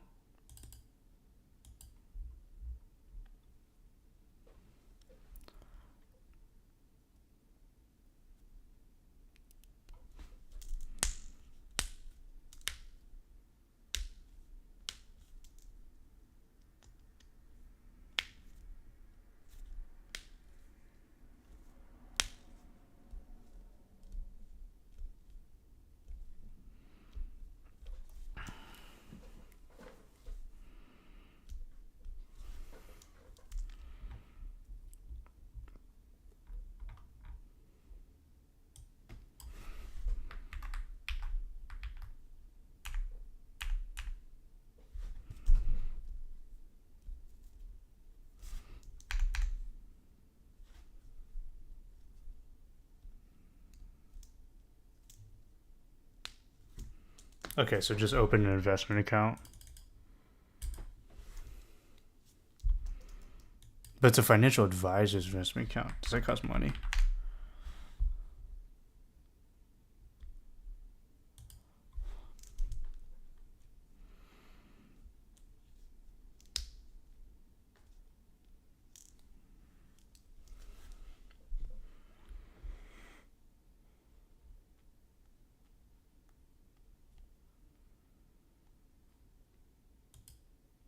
What's the yields on this?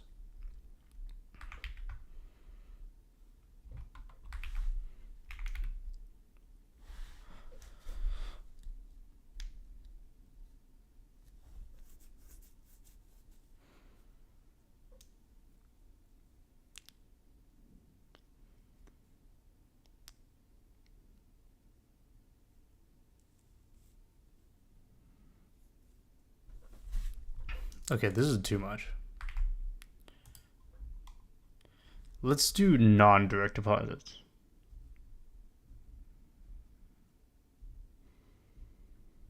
All these require direct deposits. Jeez.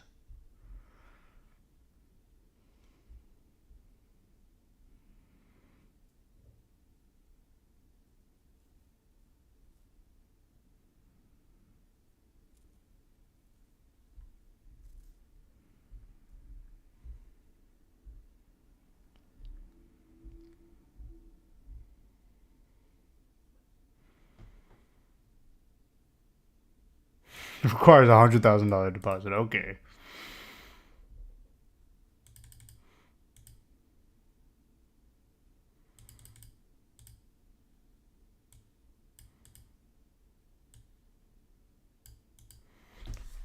So like if I do what's it, $25,000. Let's do the math. 25,000. And we do 525 divided by that. So I'm making 2% of my money. Probably instantly, huh?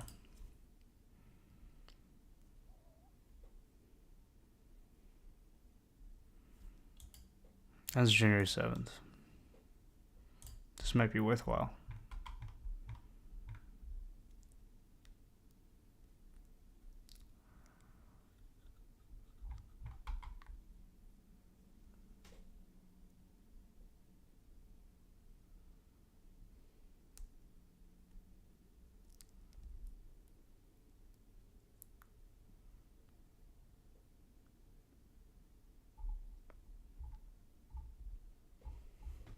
This is a long payout day.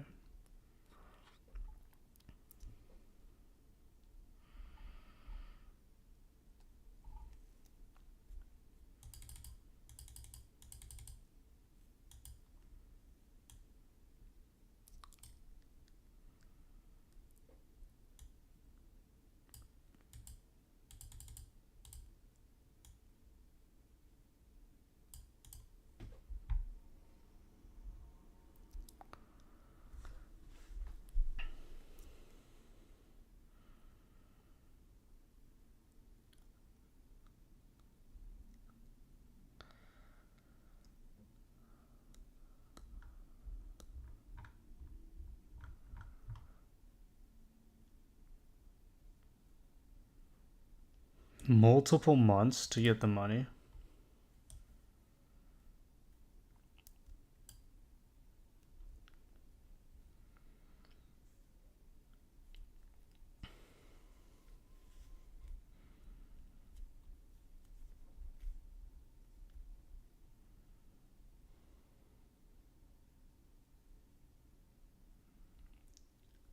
Day 95 takes 95 days for it to get in.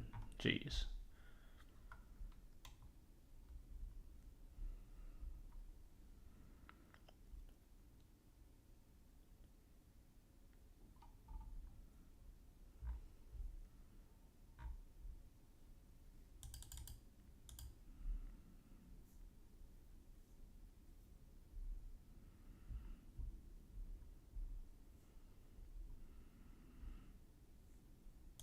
Huh? 7.25% APY?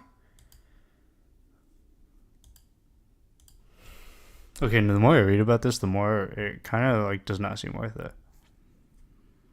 Maybe I'm just being lazy about it. It's so hard to move money like that, though. That's the problem.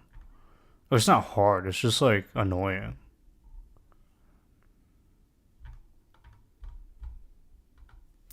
Oh, they updated January 2025.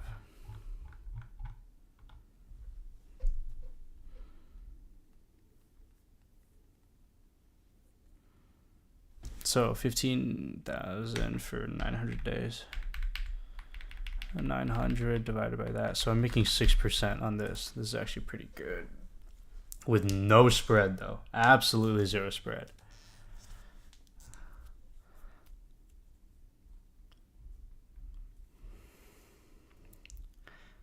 Chime is cooked.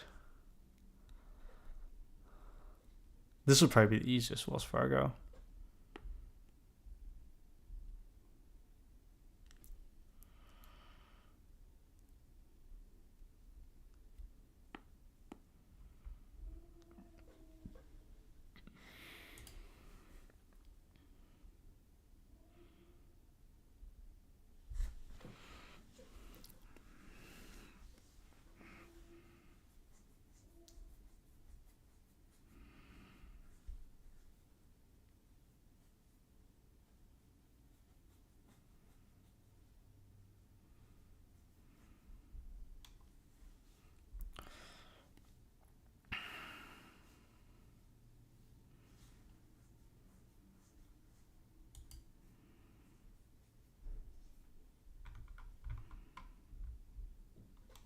Hmm.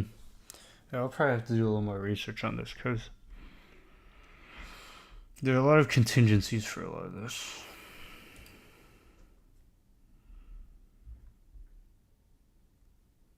Venmo seemed to work.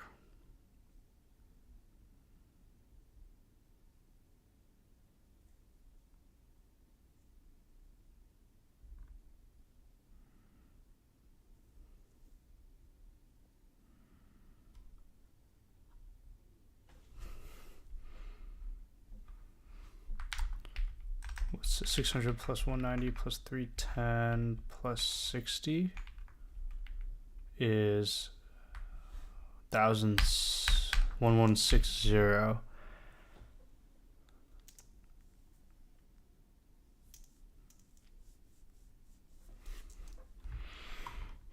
Takes quite some time to get these through. How is it avoidable?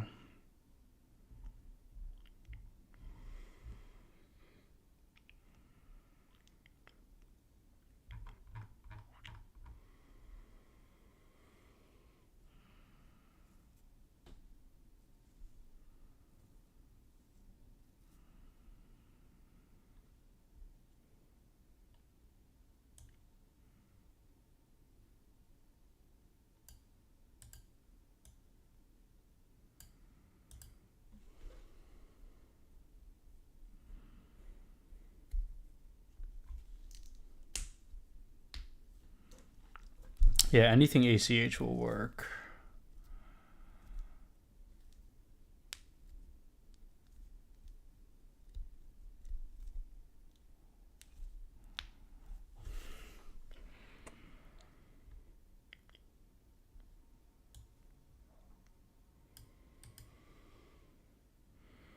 Okay, I think this is going to be the one.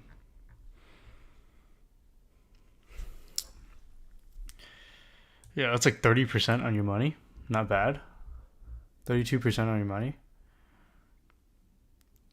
$500 minimum daily balance. $500 or more in total qualifying electronic deposits. Primary account owner is between 17 and 24 years old.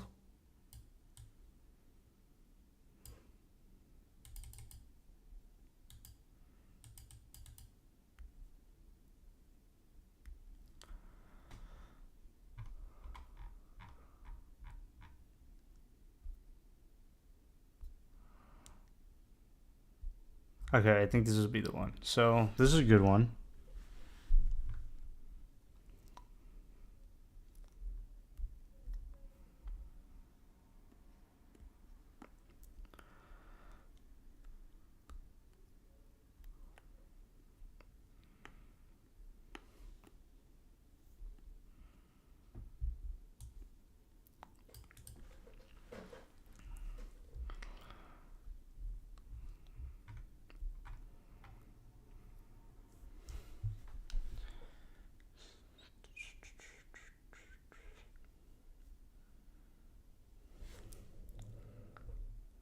Yeah. Okay, so this is good. I'm just gonna leave them here. I like that one.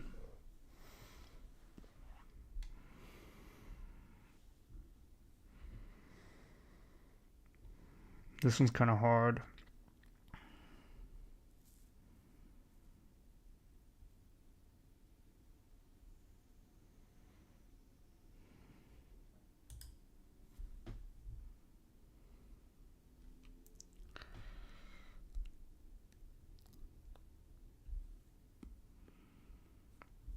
Direct offer.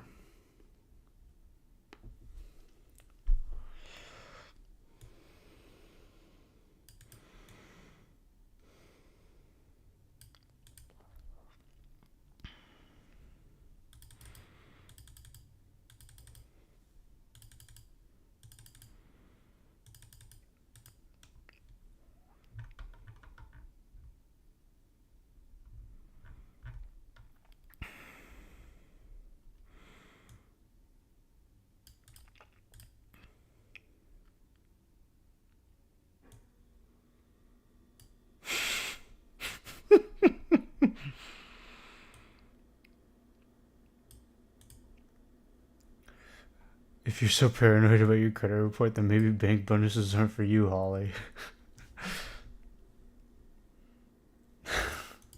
How are they supposed to do a softball on your credit?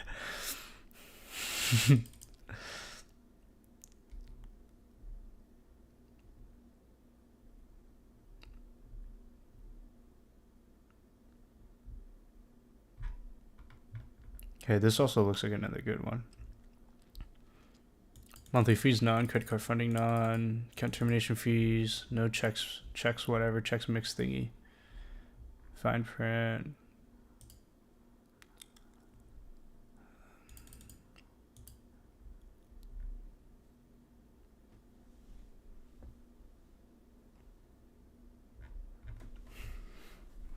Swag bucks SoFi.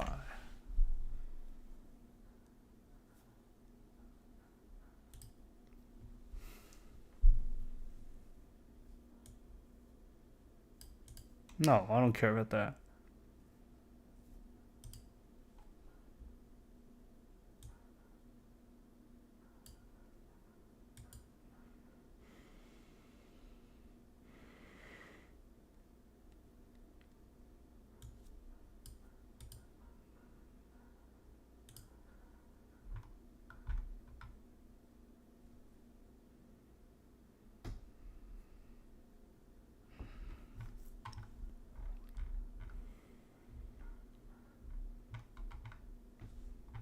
Where the heck is this swag bucks offer?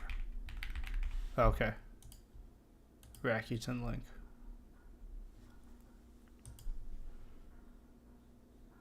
$125. Swag bucks link. 230. Amazon and PayPal basically liquid for me. Earn more money when you deposit stuff by checking plus overdraft fees.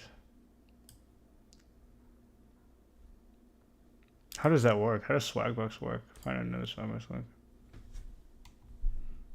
My points. No, I don't care about that. Okay, Swagbucks seems legit. How does Swagbucks work?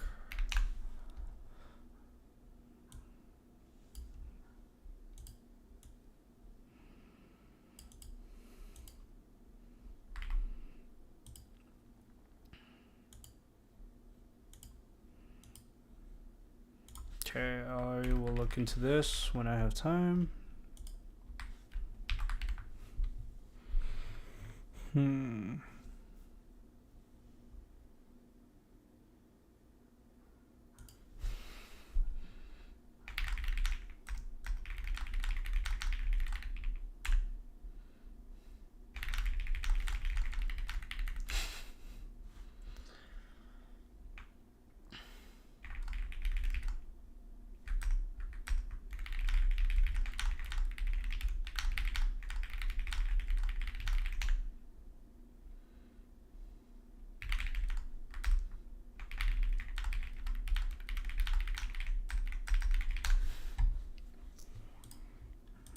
Okay, that one's alright.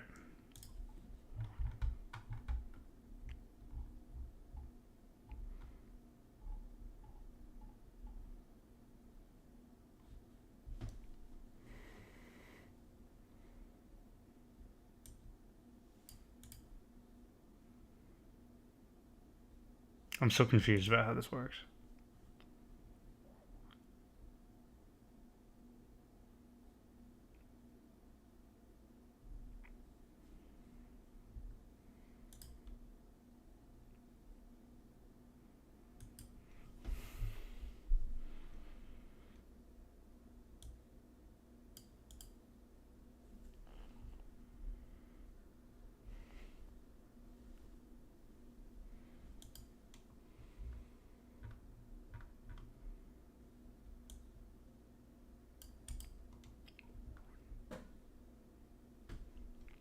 Yeah, this wasn't as lucrative as I thought it was. It is a lot of work. It's just a lot of time, not necessarily all work.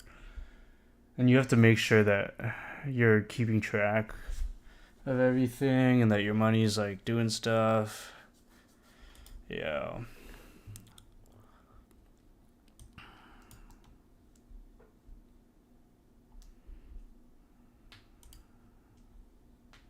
Schwab counts. Capital One might be it too. Let's look at the post.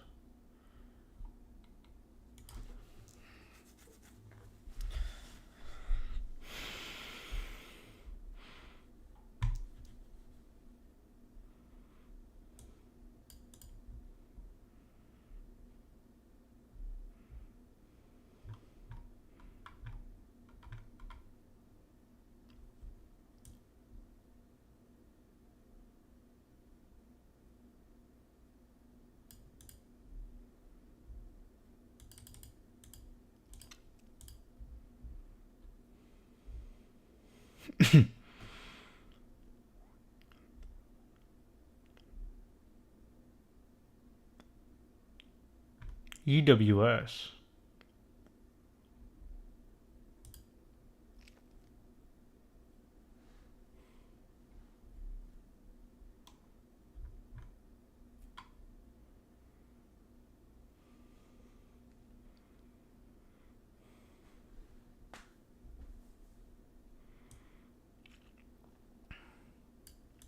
Okay. So this looks good too. I think 3 is a good place to start. Yeah. Because I don't have to worry about check systems, at least for now. Alright.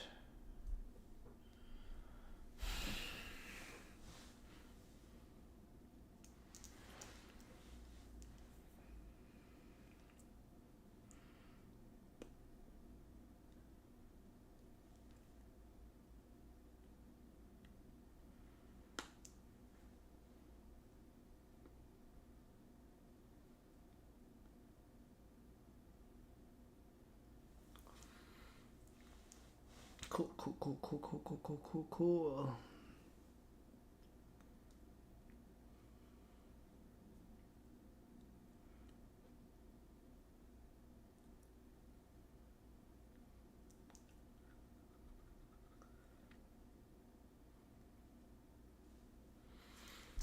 Yeah, I think I'm gonna end it.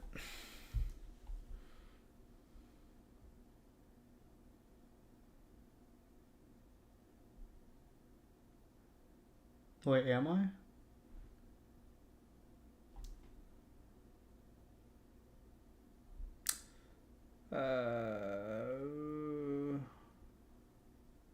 Let's see. Yeah, I'm gonna end it, and then if not, I'll stream for like 30 minutes after I do my stuff.